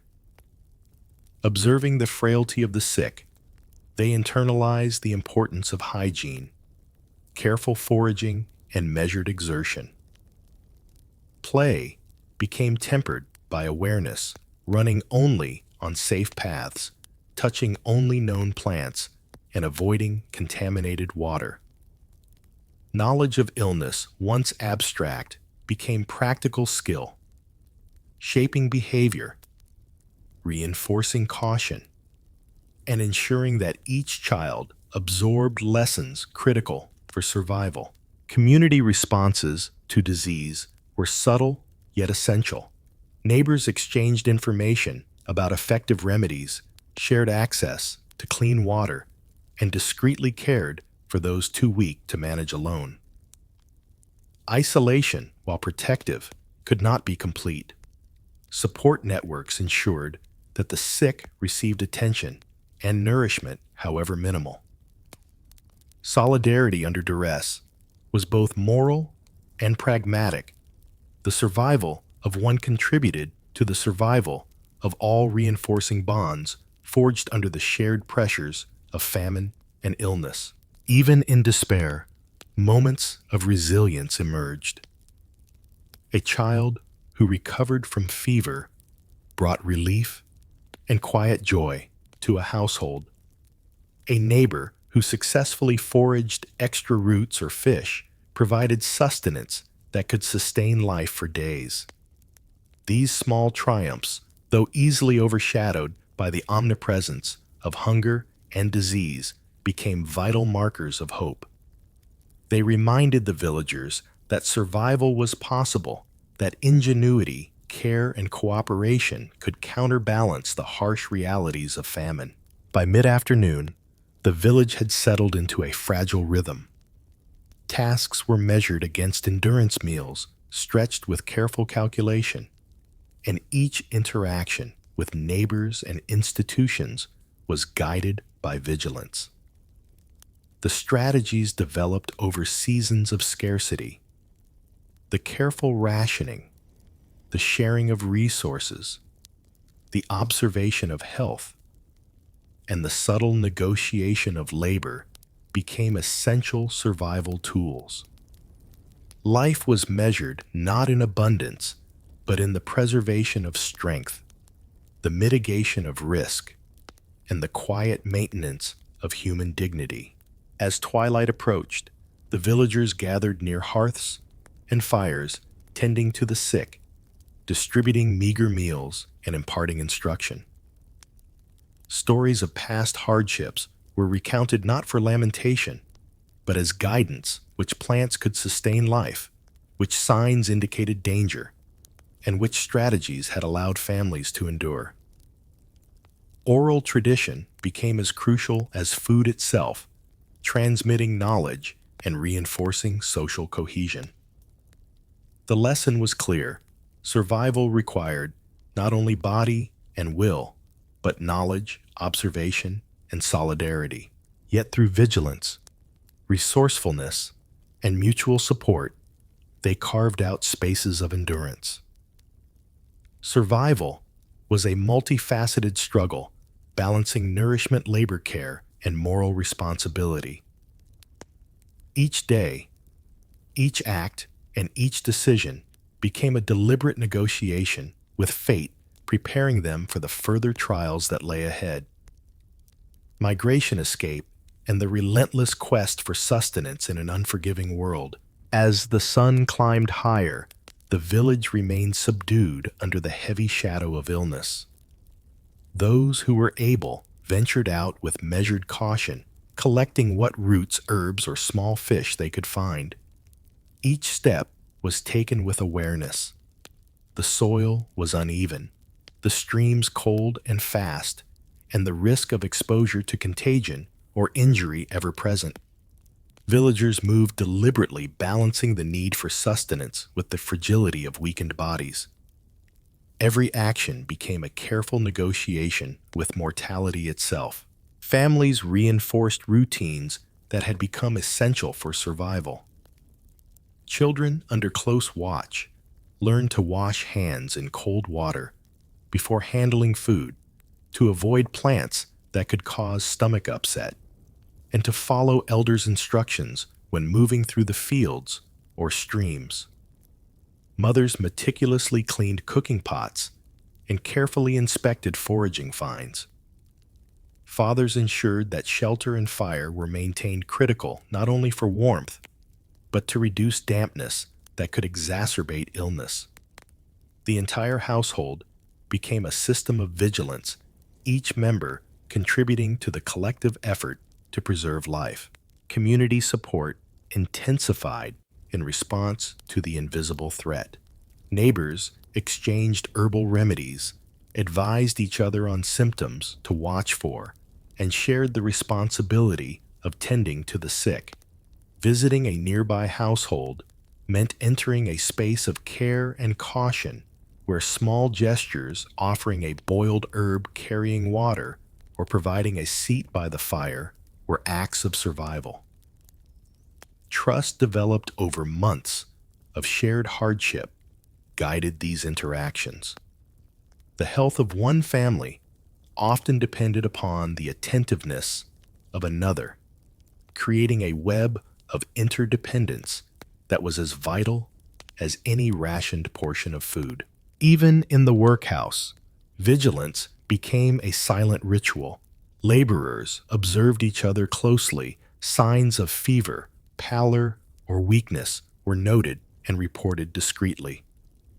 Elders who had endured previous seasons of famine taught the young to pace themselves, conserve energy, and take advantage of the brief rests between tasks.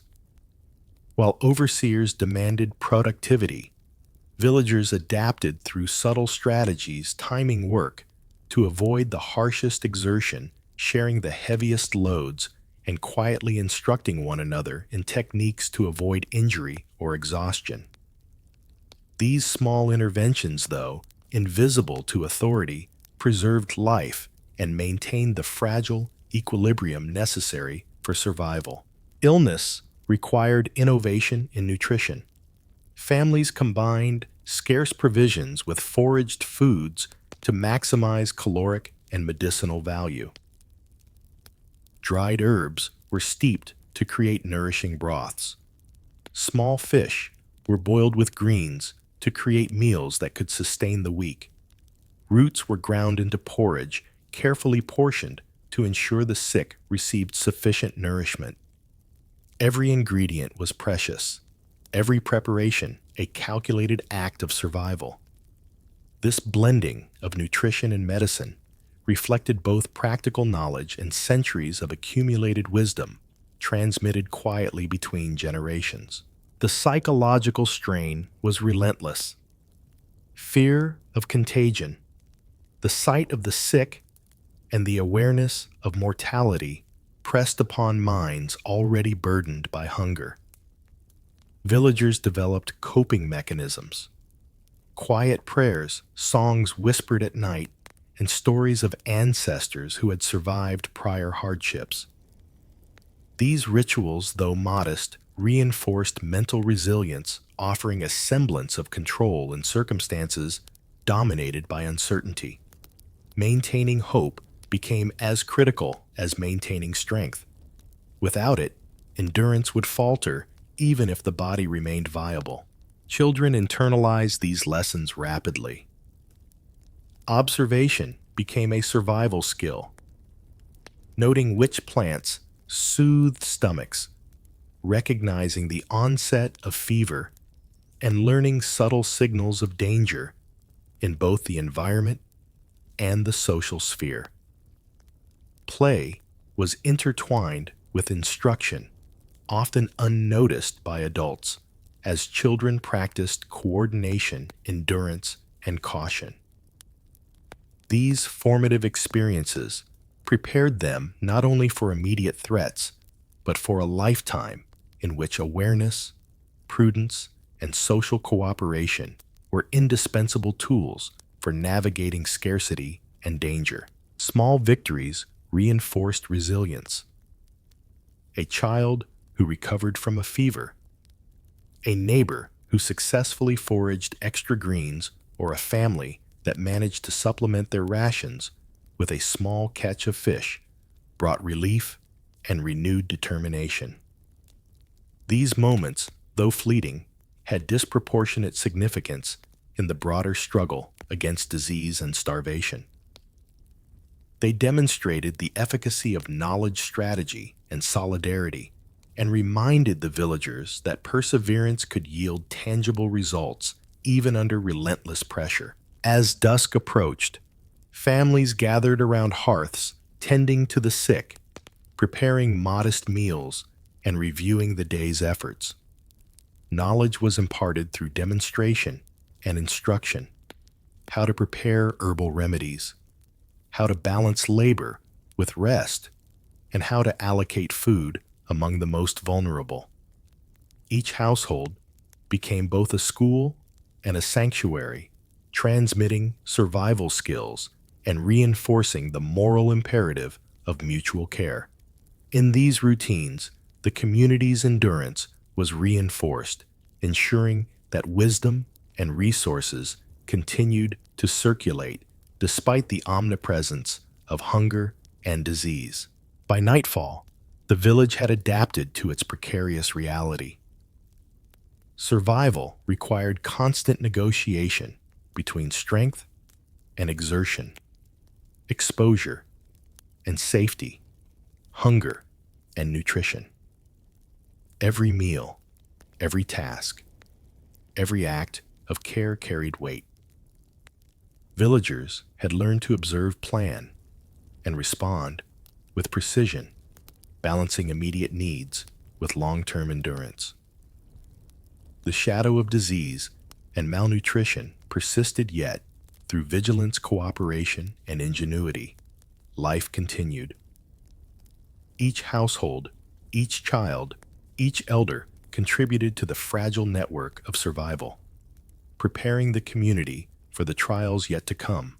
The migrations compelled by famine, the search for safer or more abundant lands, and the enduring challenge of sustaining life in a world defined by scarcity. Their bodies were weakened, but their knowledge, skills, and social cohesion had been honed to a fine edge.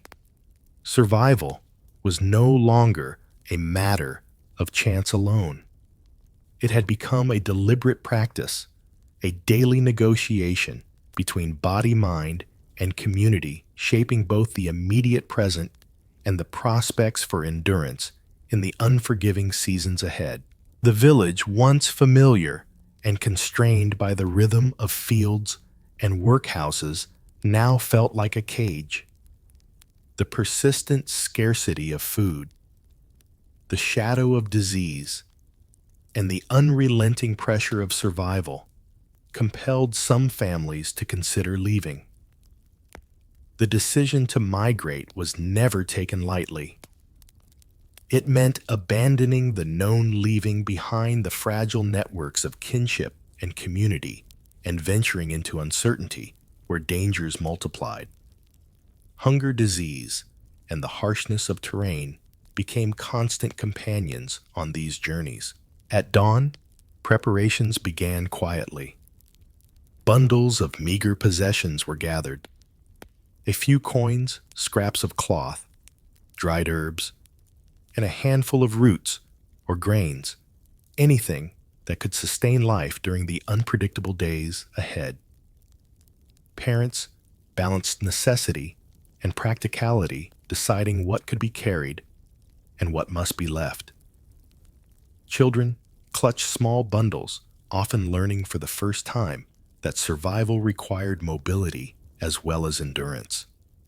The act of leaving became both a practical measure and a psychological rite, marking a departure from the familiar into the realm of unknown trials. Paths out of the village were treacherous. The forests that bordered the fields were dense and damp, streams swollen by seasonal rains, and the terrain uneven and unwelcoming. Travelers moved with caution, aware that every misstep could result in injury or exposure. Small groups traveled together for mutual protection, sharing resources and knowledge of terrain.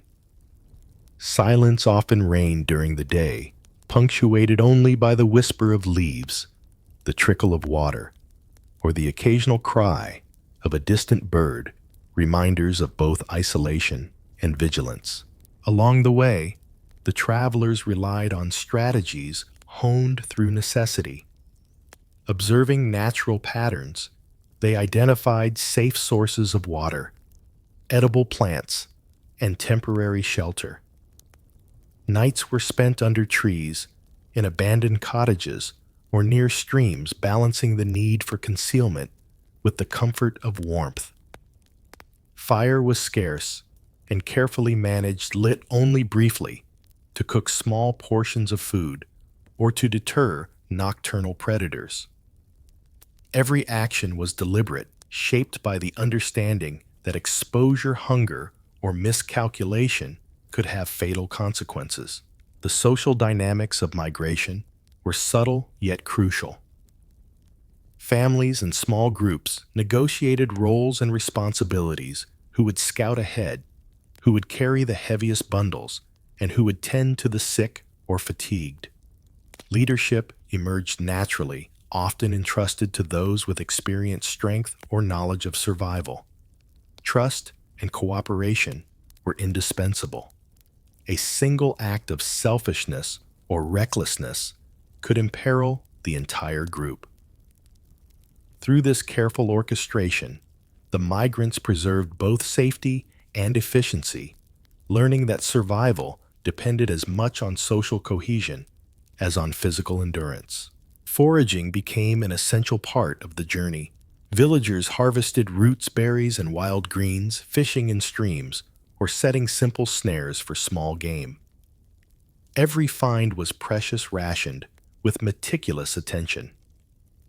Elders instructed the young in identifying plants that were nourishing rather than harmful, teaching lessons that could determine life or death. The act of collecting food was both labor and education, reinforcing practical knowledge and the awareness that survival was an ongoing negotiation with the natural world. Encounters with strangers were approached with caution. Other travelers, townspeople, or landowners could be either allies or threats. Villagers had to assess the risk of sharing information, offering trade, or seeking temporary refuge. The social intelligence cultivated over seasons of scarcity now played a critical role. Reading intentions, gauging trustworthiness, and understanding the subtleties of human behavior became as vital as the ability to walk long distances or forage effectively. The psychological weight of migration was profound. Children struggled with fear and fatigue, while adults carried the burden of responsibility, anxiety, and hope. Memories of the village, its fields, cottages, and familiar faces lingered, mingling with the uncertainty of the path ahead. Yet within this hardship lay a resilience born of necessity. The act of moving, though daunting, represented agency, a choice to seek sustenance, evade disease, and protect one's family, however fragile the prospects. Weather compounded the challenges. Rain transformed tracks into mud, chilling bodies and soaking meager clothing. Cold winds sapped energy, while sudden storms forced travelers to take shelter sometimes for days, rationing the little food they carried. Yet these obstacles were met with adaptation. Villagers learned to construct temporary shelters from branches and leaves, to light fires strategically without drawing attention, and to adjust pace and route according to conditions. Each challenge tested endurance, judgment, and ingenuity. As dusk approached on the first day of travel, the migrants paused in a small clearing, sharing what little they had managed to forage. Quiet conversations outlined plans for the following day, which paths to follow, where to seek water, and how to allocate tasks. Meals were distributed with care, ensuring that children, the elderly, and the weak received priority. In these moments, the fragile structure of survival, combining nourishment, rest, social cooperation, and strategic planning, revealed itself fully. By nightfall, the group settled under a canopy of trees, the sky streaked with the fading light of sunset. Fires were small and closely watched.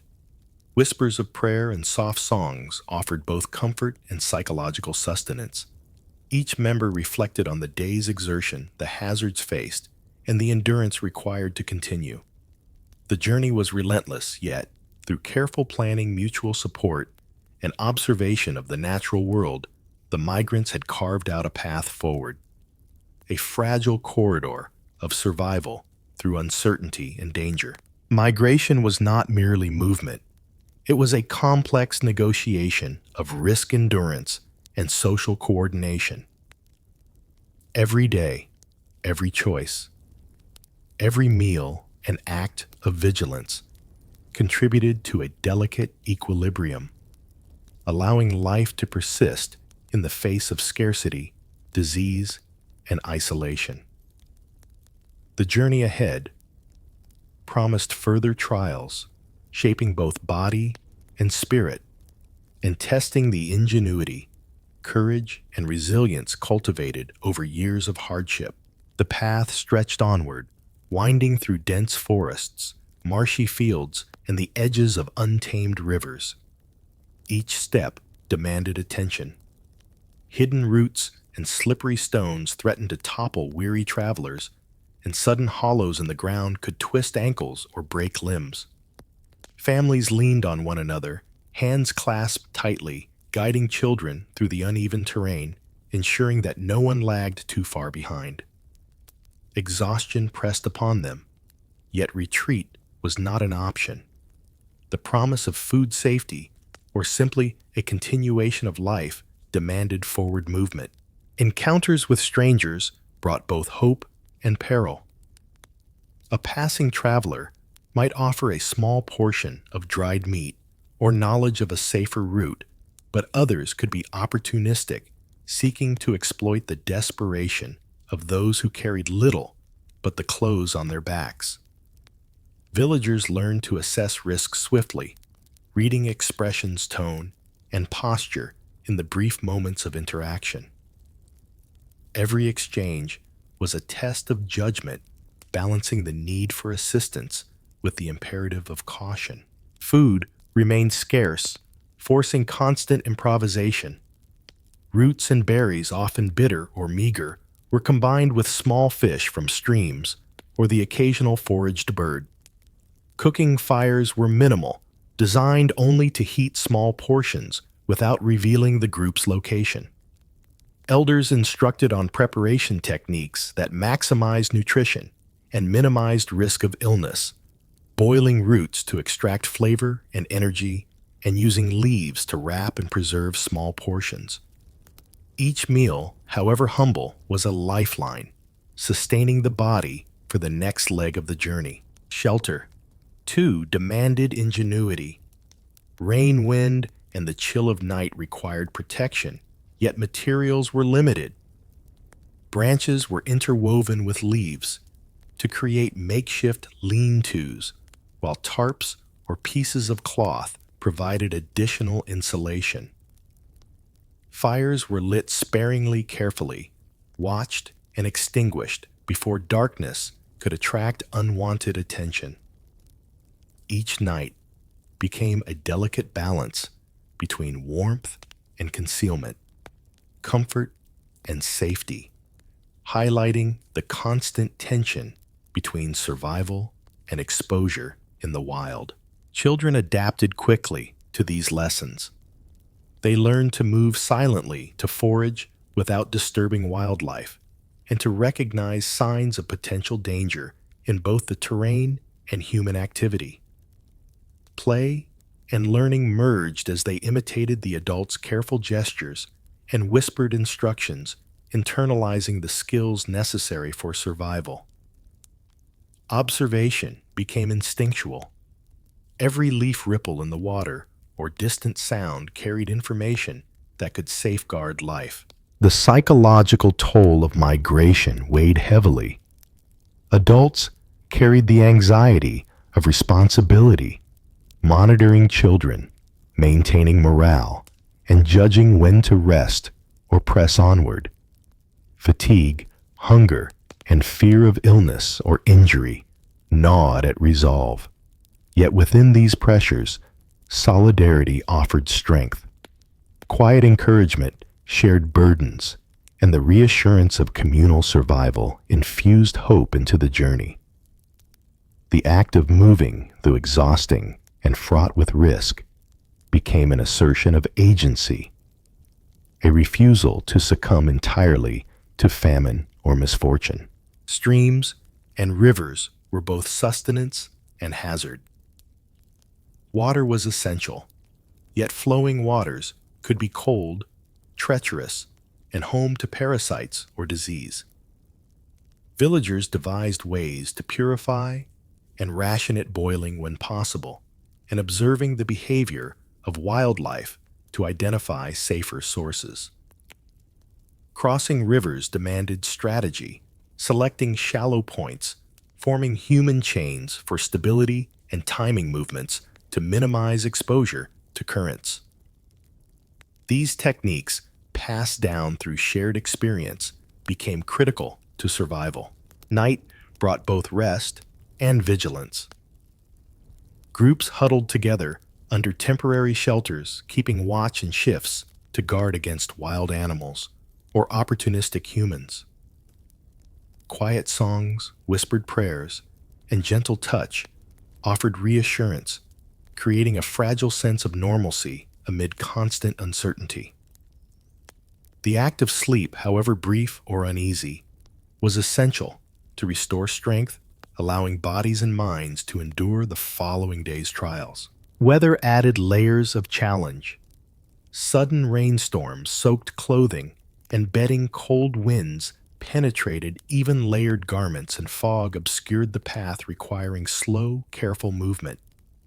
Villagers adapted, adjusting pace, finding natural windbreaks, and rationing energy for both physical exertion and the mental focus needed to navigate dangerous terrain. Each meteorological shift was a test reinforcing the need for observation, flexibility, and prudent decision-making. By the end of the first week, the migrants had traversed miles of uncertain terrain. They had encountered rivers, forests, and open fields, each with its own perils. Scarcity, fatigue, and threat of illness remained constant companions, yet, through observation, ingenuity, and mutual support, they persisted. Every shared meal, each improvised shelter, and each carefully negotiated crossing represented more than survival. It was a demonstration of human resilience and adaptation under relentless pressure. The journey ahead promised further trials. Villagers knew that the path to more secure lands was not linear or safe. Encounters with towns, foraging opportunities, and potential refuges would be interspersed with hazards requiring continual assessment and strategy. Yet the experience of migration had already transformed the travelers. They had become more observant, disciplined, and capable, able to interpret subtle signs in the environment and respond to both natural and social challenges with prudence and creativity. By nightfall, on the first week, families settled under a grove of trees, the dim glow of a small fire casting shadows on weary faces. Meals were shared quietly with children and elders receiving careful portions. Parents instructed on preparation, observation, and caution, while older children reinforced these lessons with younger siblings. The rhythm of survival foraging movement. Rest and vigilance had been established, creating a delicate but vital structure that would carry them through the uncertainties of the coming weeks. Migration was both necessity and trial, a test of endurance, ingenuity, and social cohesion. Hunger and danger persisted, yet through observation, cooperation, and careful strategy, survival remained possible. Every day, every step, and every decision continued to shape the skills, resilience, and knowledge that would sustain them through the harshest realities of famine and displacement. As the migrants paused along their journey, the harsh landscape stretched endlessly before them, a mosaic of frost-kissed fields, tangled forests, and distant, uncertain towns. Amid this physical struggle, another more subtle force guided their steps: faith. Religion, long woven into daily life, had become a lifeline, a structure through which the villagers interpreted suffering and drew strength. The very act of belief offered a fragile comfort in a world stripped bare by famine and disease. In small clearings, beside streams, or at the edge of forests, families paused to offer quiet prayers. Hands pressed together, eyes lowered, voices hushed. They whispered, thanks for the food they had, for the shelter they could find, for the continued presence of loved ones. These moments, brief and private, became rituals of endurance. Children watched, absorbing both the cadence of prayer and the sense of hope it conveyed, learning that faith could be a tool as potent as any root or herb in sustaining life. Communal gatherings, though rare, due to the necessity of migration and the scarcity of safe space, held extraordinary significance. Small groups huddled near chapels, ruined shrines, or even open-air altars to perform simple rites, lighting candles, offering scraps of bread or herbs, and murmuring prayers for protection and provision. These acts were not mere superstition. They were a declaration of resilience. In bowing, lighting a flame, or sharing a whispered blessing, villagers enacted hope, asserting the continuity of life and community even as hunger threatened to erode both. Rituals also provided structure to otherwise unrelenting days. Specific prayers were recited at dawn, before meals, and at twilight, creating a rhythm that helped manage fear and uncertainty. Singing hymns or chanting psalms even softly reinforced mental resilience, guiding thoughts away from despair and toward shared spiritual purpose. Through these practices, villagers cultivated patience, focus, and psychological endurance, recognizing that survival depended as much on morale as on nourishment or safety. Stories of saints, martyrs, and past hardships were recounted with careful emphasis on moral lessons and the triumph of endurance. Elderly villagers shared tales of ancestors who had survived famine, floods, or plague, highlighting ingenuity, courage, and piety as keys to survival. These narratives offered more than moral instruction. They provided a blueprint for action, illustrating that hope could be sustained through careful observation, steadfastness, and communal support, even in the harshest circumstances. Children internalize these lessons vividly, observing elders' devotions, participating in whispered prayers, and listening to tales of perseverance instilled a sense of continuity and resilience. Faith became both tangible and practical, a framework to interpret danger, to understand scarcity, and to guide behavior. In this context, rituals were educational as well as spiritual, shaping perception, discipline, and moral understanding alongside the cultivation of hope. Symbolic acts carried a profound meaning. Small offerings of food, tokens of cloth, or even a simple bow at a shrine signified acknowledgement of forces larger than the immediate struggle. Villagers believed that such gestures, humble though they were, could influence fortune, protect against misfortune, or bring favor in the form of health, strength, or safe passage. The integration of practical and symbolic action reinforced a sense of agency, allowing villagers to act even when circumstances seemed beyond control. Pilgrimages, even short ones, offered both spiritual and practical benefits. Traveling to a distant shrine or holy site, families encountered other survivors, exchanged news, shared resources, and learned new methods of foraging or protection.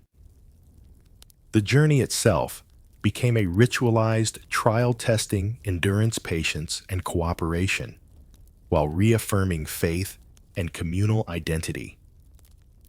These small pilgrimages reinforced bonds, provided access to knowledge, and strengthened the psychological resolve necessary to continue facing hunger and danger.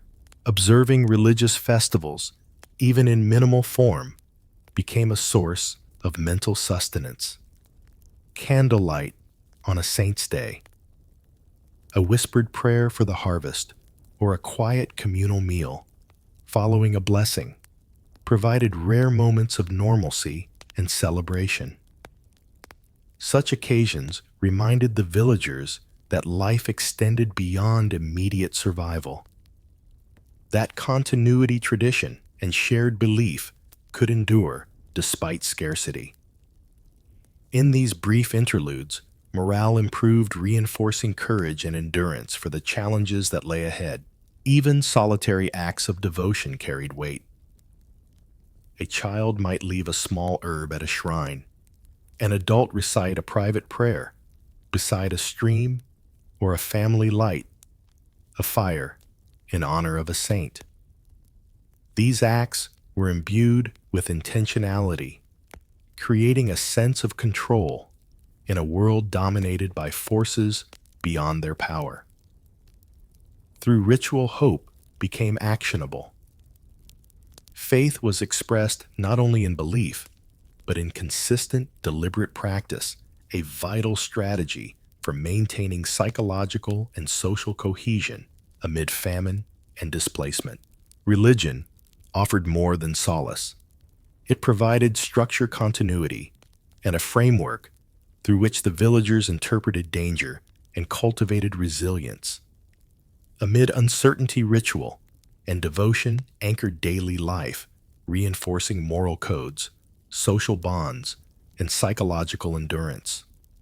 The act of believing praying, and performing humble rites had become inseparable from the physical strategies of survival, guiding villagers through famine migration and the lingering shadow of despair. Even as the travelers pressed onward, the influence of faith permeated every decision and interaction. Families paused beside ancient oaks or quiet streams to offer prayers for sustenance, for safety, and for the endurance of those still vulnerable. These small rituals, sometimes whispered, sometimes sung in soft chorus, were more than symbolic. They were affirmations that despite famine and displacement, human agency persisted. Each prayer became a thread weaving the physical struggle with spiritual resolve. Community gatherings, though infrequent due to the demands of survival, were suffused with significance. Villagers huddled together near ruined shrines, crosses, or even simple stone markers, sharing small offerings of food, herbs, or cloth. In the act of giving, the group reaffirmed bonds that hunger had threatened to fray. Each shared morsel or whispered blessing became a lifeline both materially and emotionally. Mutual care in these rituals reinforced solidarity, teaching that survival depended on both resourcefulness and communal support. The rituals themselves were adaptive. Families developed private devotions that could be performed even on the move. A brief bow, the crossing of hands, or a whispered invocation. These acts required no material resources, yet provided psychological stability, a way to claim control over uncertainty. Children quickly learned the importance of such gestures. They memorized prayers and performed them in secret, internalizing lessons about endurance, respect, and hope. Faith became both a moral compass and a survival strategy, guiding behavior and fostering resilience. Festivals and holy days even celebrated minimally injected rhythm into lives otherwise dominated by struggle. Lighting a candle on the eve of a saint's day, sharing a small bread offering, or singing a hymn quietly reinforced social cohesion. These rituals reminded travelers that life extended beyond the immediate struggle for food and shelter, that tradition, continuity, and belief could persist, offering both psychological comfort and moral reinforcement. Through these acts, endurance was celebrated, not merely endured. Storytelling intertwined with faith provided further support. Elders recounted tales of saints' miracles and past hardships overcome, emphasizing ingenuity, perseverance, and piety. These narratives were more than instruction. They were blueprints for navigating scarcity, illness, and displacement. Lessons drawn from the past were applied to the present, observing natural patterns, recognizing signs of danger, and supporting one another in practical and moral ways.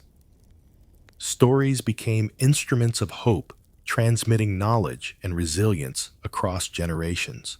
Charitable acts, often inspired by faith, helped mitigate the physical toll of famine. Travelers shared foraged herbs, small fish, or rations of bread, guided by the belief that generosity could invoke protection and favor. Assistance extended beyond immediate kin. Distant neighbors, other migrants, or even townsfolk along the route received support where possible. These acts reinforced social bonds, instilled reciprocal trust, and demonstrated that survival was as much a moral and social endeavor as a physical one. Prayer and ritual also structured the rhythm of the day, anchoring villagers amidst uncertainty. Dawn, mealtimes, and twilight were marked with brief ceremonies, providing both routine and reflection. Through repetition, the mind gained stability, allowing travelers to focus on practical concerns, foraging, navigating terrain, and conserving energy. In this way, faith became inseparable from daily survival, guiding actions, shaping decisions, and reinforcing the cohesion necessary for enduring famine and migration. Personal devotion offered solace in moments of acute fear. A mother tending a sick child might whisper prayers for healing, while a father preparing a makeshift shelter might invoke protection from unseen forces. These acts provided more than comfort. They reinforced agency and focus, giving structure to a world otherwise dictated by scarcity and danger. Faith transformed anxiety into directed action, aligning intention with practical survival strategies. Children immersed in these spiritual practices gained both moral and practical education. They learned patience, observation, and careful attention to detail through repeated rituals. Faith provided a framework for understanding cause and effect, for weighing risk, and for making decisions in the face of uncertainty. Observation of elders' devotions reinforced behavioral norms and social cohesion, while internalized prayers and rituals cultivated psychological endurance. The young absorbed lessons in resilience and solidarity, preparing them for the challenges of famine, migration, and community life. Rituals, prayer, and communal acts of faith were not merely symbolic. They were tools, strategies, and sources of endurance. Religion reinforced cooperation, guided behavior, and provided a moral framework that supported both psychological and physical resilience. In moments of scarcity and despair, faith illuminated a path linking hope with practical measures of survival and sustaining the community through the relentless trials of famine. By nightfall, small fires glimmered in temporary shelters and under trees, casting shadows on weary faces. Songs, whispered prayers, and gentle guidance intertwined, creating a tapestry of spiritual and social support. Each act, from offering a leaf at a shrine to sharing the last morsel of bread, reinforced the understanding that survival required the integration of body, mind, and spirit.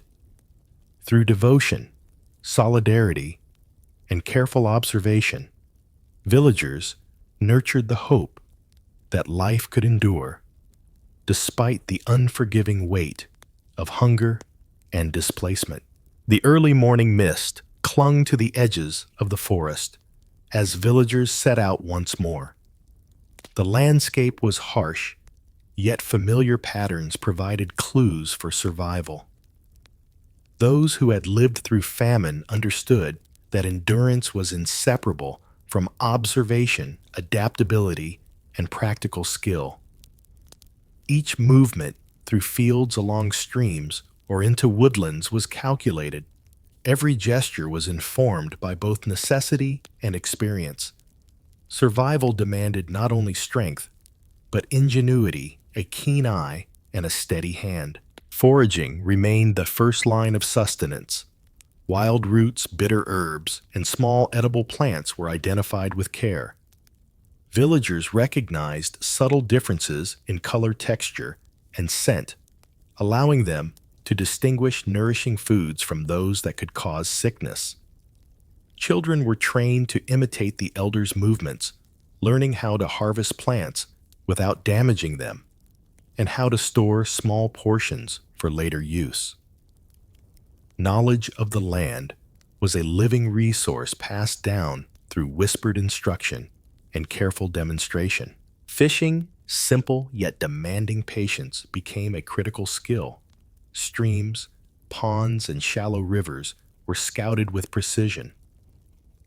Villagers used handmade nets, traps, and improvised hooks, often fashioned from bone or wood, to capture small fish. Success depended on timing, observation of water currents, and understanding fish behavior. These efforts required quiet concentration.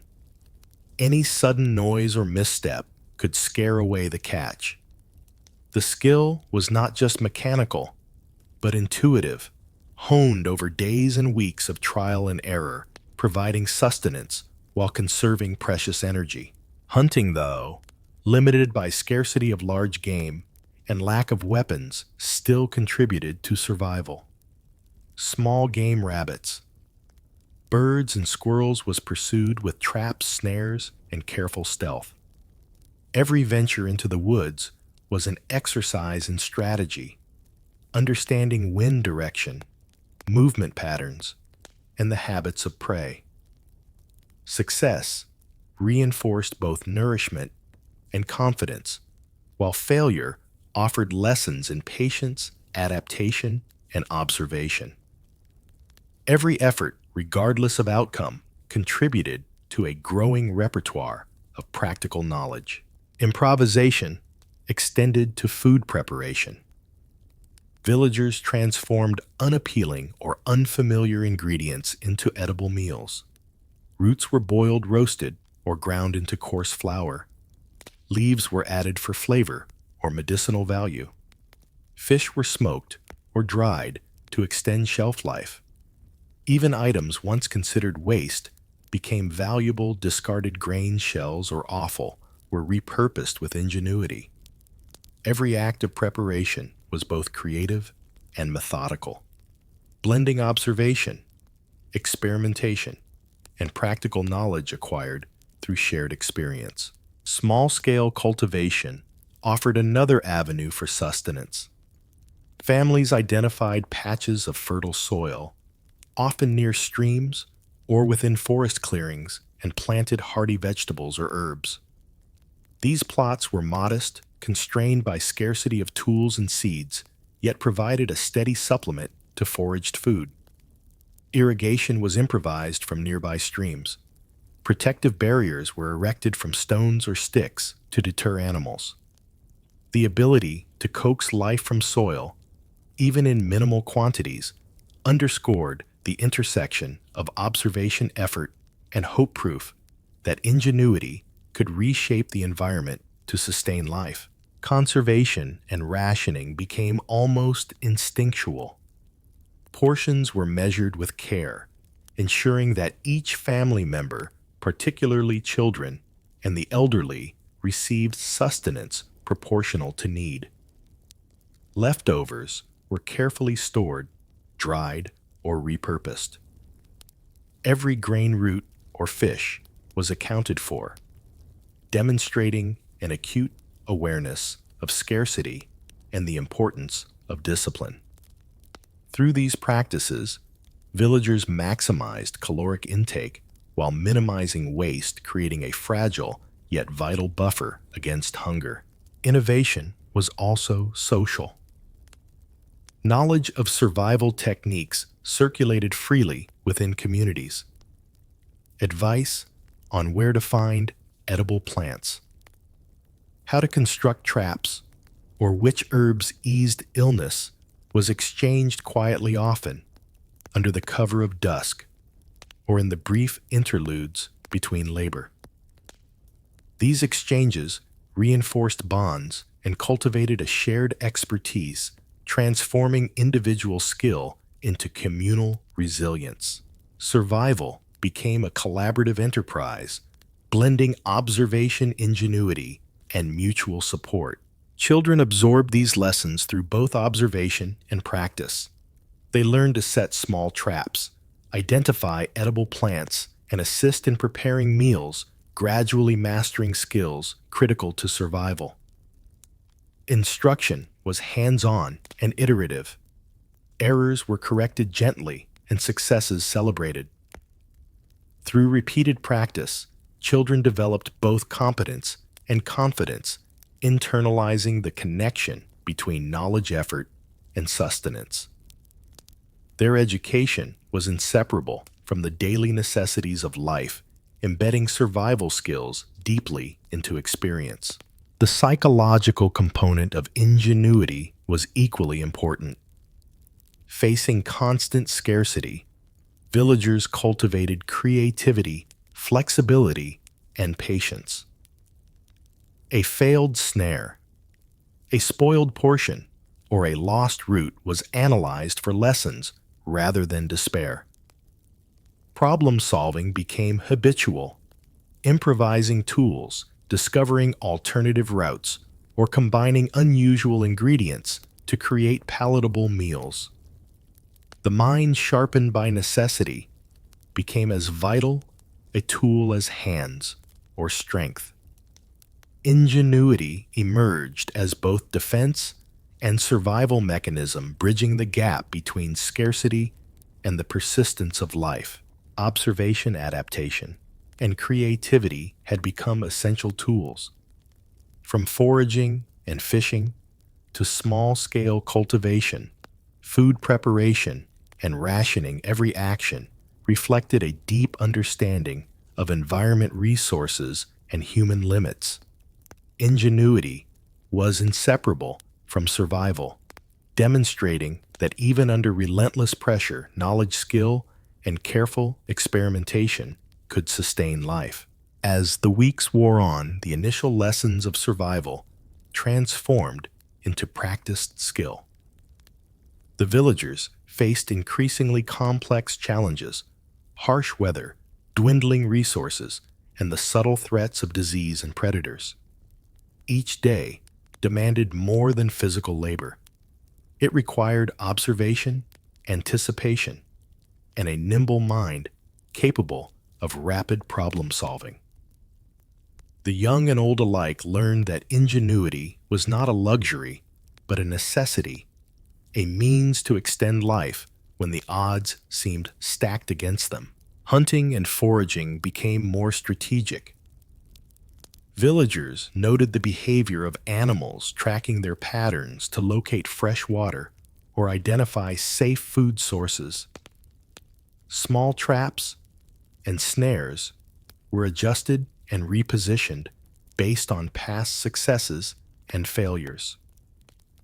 Roots and herbs were gathered not only for nutrition, but for medicinal purposes, treating fevers, digestive ailments, or wounds inflicted during travel or work. Every plant stone or stream became part of a living map of survival, understood through practice memory and careful observation. Fishing evolved from simple patience to skillful manipulation. Nets were repaired and optimized. Fish traps were baited at precise times, exploiting migration patterns.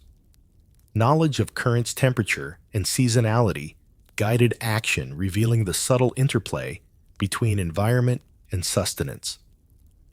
Even the act of storing or drying fish demonstrated ingenuity, ensuring that the limited bounty could stretch over several days. Such foresight became a hallmark of survival, blending practical labor with creative problem-solving. The community adapted socially as well. Tasks were divided and rotated to maximize efficiency. Those most adept at hunting, foraging, or tool-making led small groups, sharing insight and instruction.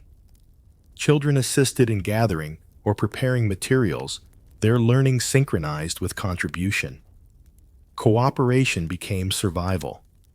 Isolation, conversely, invited vulnerability.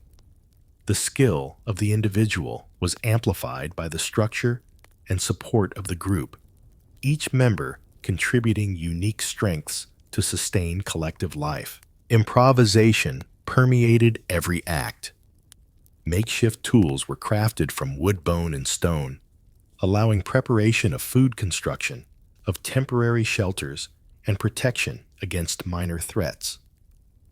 When firewood was scarce, damp branches were dried over embers before being added to the blaze.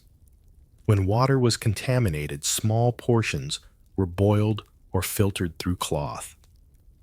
These solutions, seemingly small, could spell the difference between health and sickness, safety and exposure. Ingenuity became the bridge between limitation and possibility.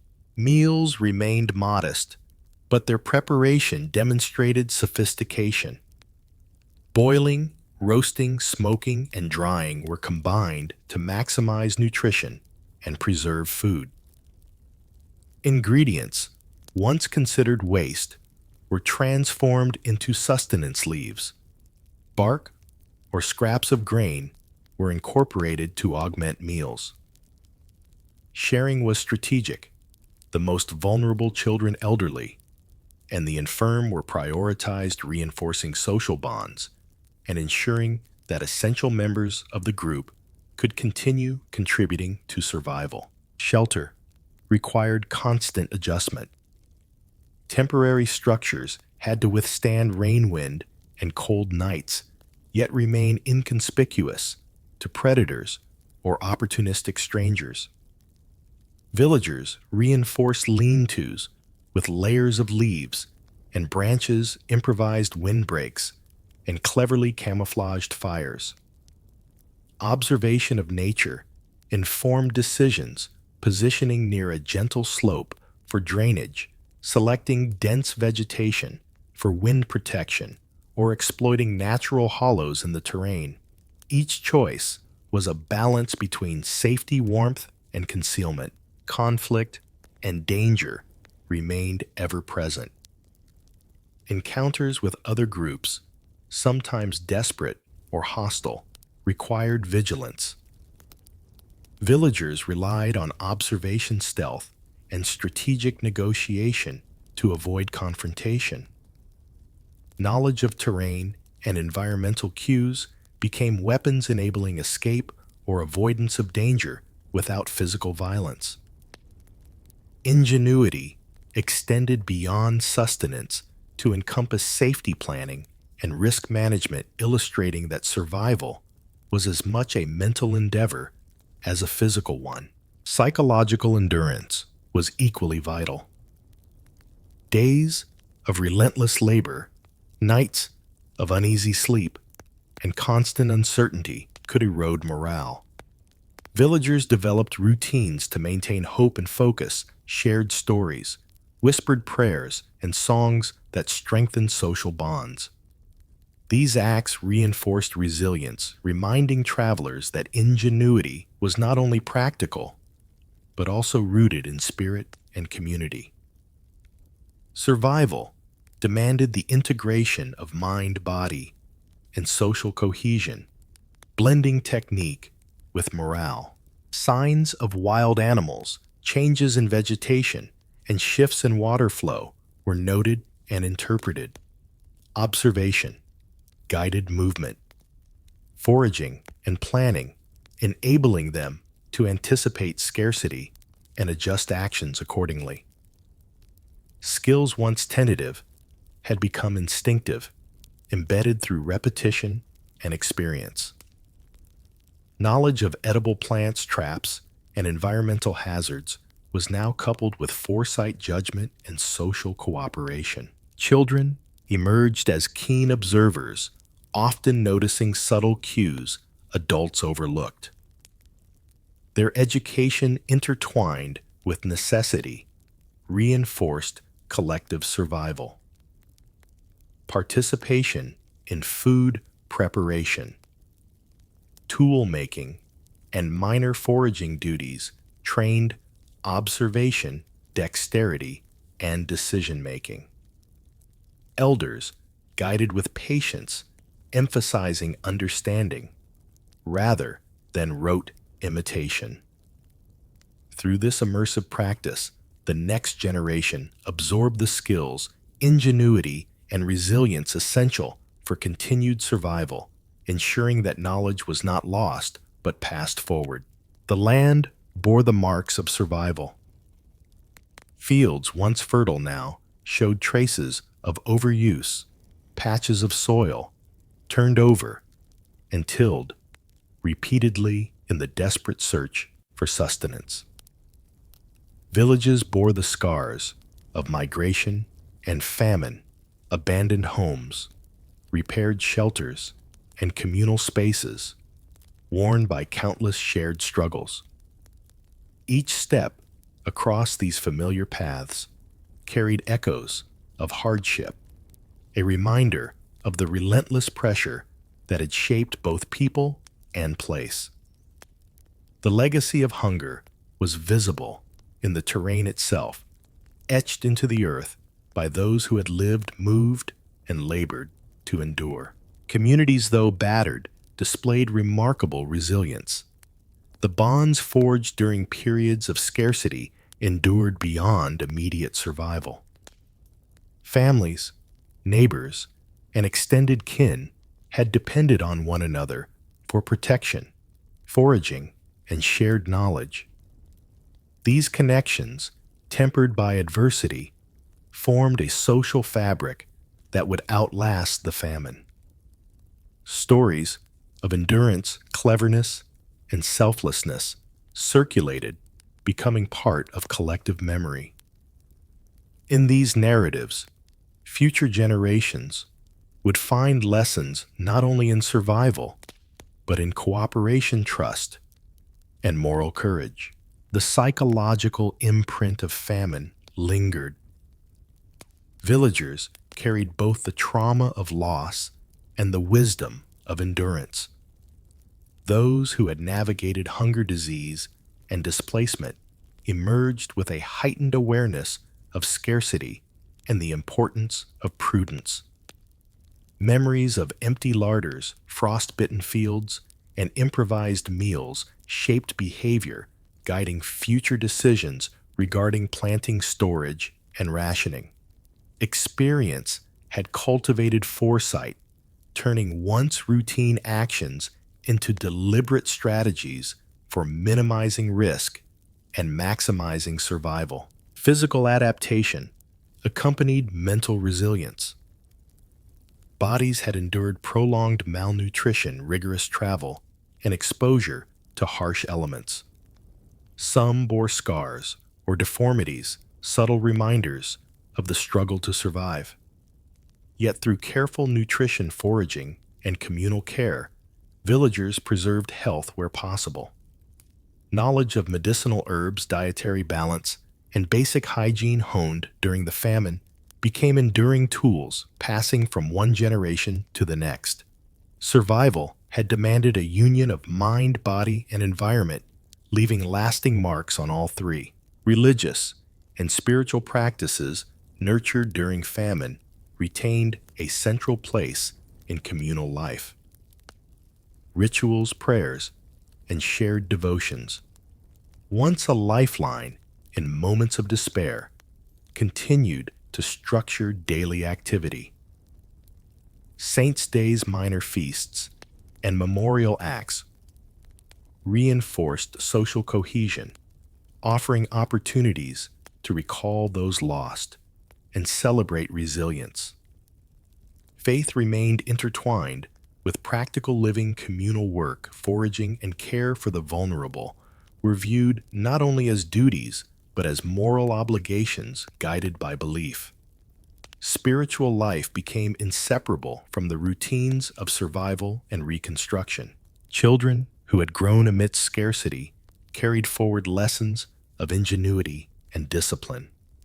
Their hands trained in the careful preparation of food, maintenance of traps, and management of limited resources now executed these tasks with fluency. Observation and memory sharpened by necessity allowed them to anticipate need and adapt creatively. Knowledge of plants' animal behavior, weather patterns, and strategic rationing had become second nature, ensuring that the community's wisdom persisted even as the immediate crisis waned. Economic behavior shifted as a result of famine. Villagers developed more cautious approaches to trade, storage, and labor. Surplus was carefully preserved, shared with those in need, or bartered for essential items. The understanding that resources were finite fostered prudence and long-term planning. Markets, though fragile, reflected both necessity and social obligation. Those who had endured famine negotiated exchanges informed by experience, balancing self-interest with collective security. These patterns of economic behavior left enduring imprints on regional social structures. Migration had altered settlement patterns. Families who had ventured in search of food sometimes resettled, bringing knowledge, skills, and adaptive strategies to new communities. Shared experiences of hardship created bonds that transcended local ties, establishing networks of mutual support across distances. In some areas, previously isolated villages integrated returning migrants, enriching social, cultural, and agricultural practices with innovative survival strategies. The movement of people thus became a channel for knowledge transfer, reinforcing resilience beyond individual households. Cultural memory of famine shaped identity. Songs, stories, and oral histories recounted hardship with vivid clarity.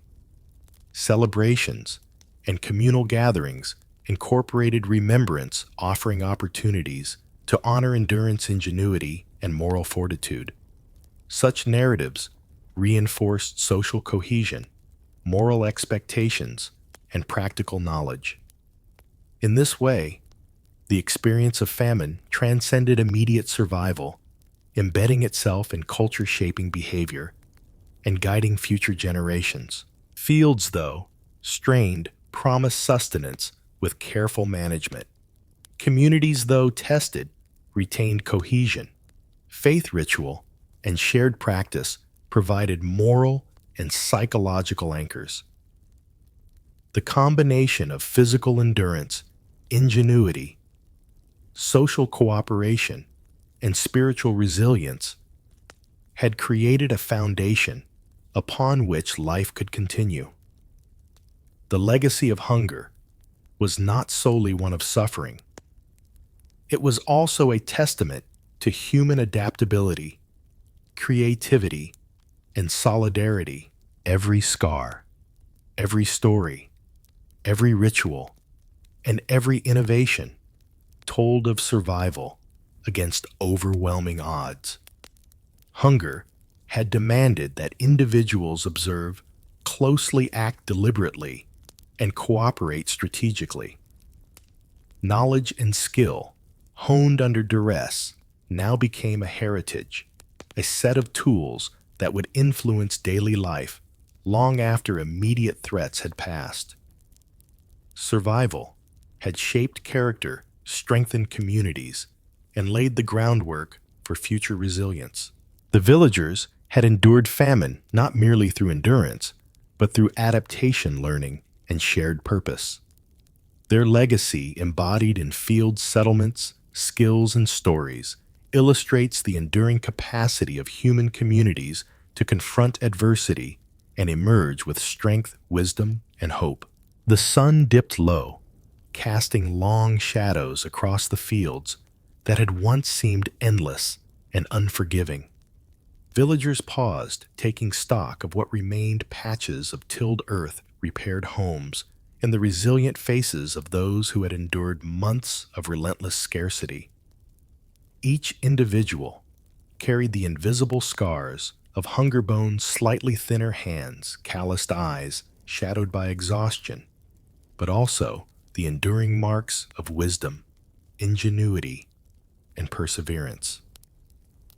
The legacy of famine was not only survival, it was the shaping of human character and society itself. Communities had learned that adversity demanded more than mere endurance. Collaboration, observation, and adaptive ingenuity had become essential tools, as vital as any meal or shelter. Families and neighbors shared knowledge, labor, and resources, realizing that survival was not a solitary endeavor. The moral code forged during these months: protect the weak, respect experience and value. Every morsel transformed daily life, embedding lessons that would echo through generations. Scarcity had cultivated foresight, humility, and empathy, and those qualities now form the backbone of communal identity. Children, once dependent and fragile, emerged as carriers of knowledge and tradition. They remembered lessons of foraging, fishing, trap setting, and rationing. They had internalized the rhythms of survival, and their hands and minds were trained to interpret signs in nature, improvise solutions, and cooperate with others. This new generation embodied the practical wisdom of their elders, ensuring that survival strategies, moral lessons, and cultural memory would endure beyond the immediate crisis. In their education, both conscious and experiential, the famine had left a permanent imprint. Faith rituals and communal spiritual practices persisted. The prayers whispered beside streams, the songs sung in twilight, and the small offerings left at shrines had once been lifelines in moments of despair. Now, they provided continuity and solace, reminding villagers that hardship could be met with moral fortitude as well as practical skill. Saints' days, communal feasts, and shared rites served as markers of resilient celebration of endurance and acknowledgement of loss. Spiritual cohesion reinforced social bonds, providing guidance and purpose long after the immediacy of famine had passed. Economic and agricultural practices had been transformed. Lessons learned from scarcity shaped how communities planted stored and shared resources. Crop rotation, small-scale cultivation, and careful preservation became standard practice. Surplus was valued and managed thoughtfully, and barter systems reflected both prudence and trust. The famine had demonstrated the fragility of supply and the importance of planning, teaching practical lessons that influenced not only daily survival, but long-term stability. Migration driven by necessity during the famine had reshaped demographics and social networks. Those who had traveled to seek food or work returned with knowledge, skills, and new social ties. Communities were enriched by these exchanges, integrating strategies for survival, shared labor practices, and expanded networks of cooperation. The movement of people had facilitated the diffusion of knowledge, ensuring that lessons of ingenuity, observation, and resource management spread beyond individual villages. Mobility had become both a survival strategy and a mechanism for cultural continuity. The psychological imprint of famine endured alongside the physical. Villagers developed patience, discipline, and resilience that could not be taught in ordinary circumstances. Memory of hardship informed decisions, shaped behavior, and fostered prudence. Those who had witnessed scarcity firsthand recognized the fragility of comfort and the necessity of preparation. The trauma of loss coexisted with the pride of endurance, leaving a nuanced legacy of caution, wisdom, and moral responsibility. Stories, songs, and oral histories preserved both suffering and triumph. They chronicled the ingenuity of foragers, the courage of families defending their shelters, and the kindness shown through communal sharing. These narratives became tools of moral instruction, practical guidance, and cultural cohesion. They ensured that the famine would not be forgotten, teaching future generations the value of observation, patience, cooperation, and resilience. Through storytelling, the past informed the future, linking memory to action and experience to expectation. By nightfall, the village settled in silence. Fires glimmered in modest hearths, smoke curling into the cool air. People rested aware that survival had required every ounce of strength, every spark of ingenuity, and every act of communal support. Their endurance was evident not only in bodies sustained, but in knowledge preserved, bonds strengthened, and wisdom transmitted. The famine had been a crucible shaping society at every level: personal, familial, communal, and cultural. The final lesson of hunger was clear. Human resilience is multidimensional. Survival depended on observation, creativity, and practical skill. It depended on cooperation, social trust, and moral decision-making. It depended on spiritual belief, ritual, and hope. Those who endured did so through a combination of ingenuity, courage, discipline, and solidarity. The famine was not merely a historical event. It was a mirror reflecting human capacity to adapt, to innovate, and to sustain life in the face of relentless adversity. As the village rested, a sense of quiet continuity prevailed. The lessons learned were etched into fields, homes, and memories. The skills honed under duress would serve for generations. The moral and spiritual frameworks developed during famine became enduring guides. Communities understood that survival was not only about endurance, but about preparation, observation, innovation, and care for one another. The legacy of hunger was simultaneously a testament to suffering and a celebration of human resilience, ingenuity, and collective strength. In this way, the story of famine, while harsh and uncompromising, concluded not with despair, but with insight. It revealed the enduring capacity of people to observe, adapt, and endure. It demonstrated the power of shared knowledge, community support, and spiritual continuity.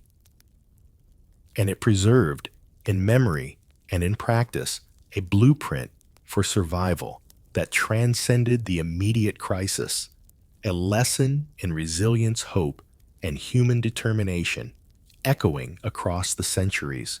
The land scarred yet fertile, the homes repaired yet humble, and the people weathered yet resolute stood as living testimony.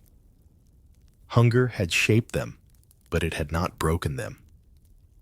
The ingenuity, cooperation, and moral courage cultivated in these times would define the community for generations. In every field tilled, every ritual observed, every story told, and every life sustained, the legacy of famine endured, teaching that even in the harshest conditions, human spirit, skill, and solidarity could triumph. As the night deepens over the fields, the stories of endurance, ingenuity, and solidarity linger in the air. The villagers have faced scarcity, braved illness, and navigated the harshest trials, yet, through observation, skill, and communal spirit, life persisted. Their legacy is not merely survival, it is a testament to human resilience, creativity, and the enduring power of hope. Every lesson learned, every small triumph, and every act of care has been woven into the fabric of history, shaping the communities that followed. As you reflect on their journey, consider the strength of human determination and the ways in which cooperation, ingenuity, and moral courage can light a path even in the darkest times. If this journey through the lives of those who survived famine has moved you, inspired you, or offered a glimpse into history's intricate tapestry, show your support. Like this video to honor the courage of the past, share it with those who would appreciate the stories of resilience and survival, and subscribe to continue exploring the hidden layers of history through cinematic storytelling. By joining this journey, you become part of a community that remembers, reflects, and learns from the trials of those who came before us. Together we can keep their stories alive, preserving the lessons of endurance, ingenuity, and hope for generations yet to come.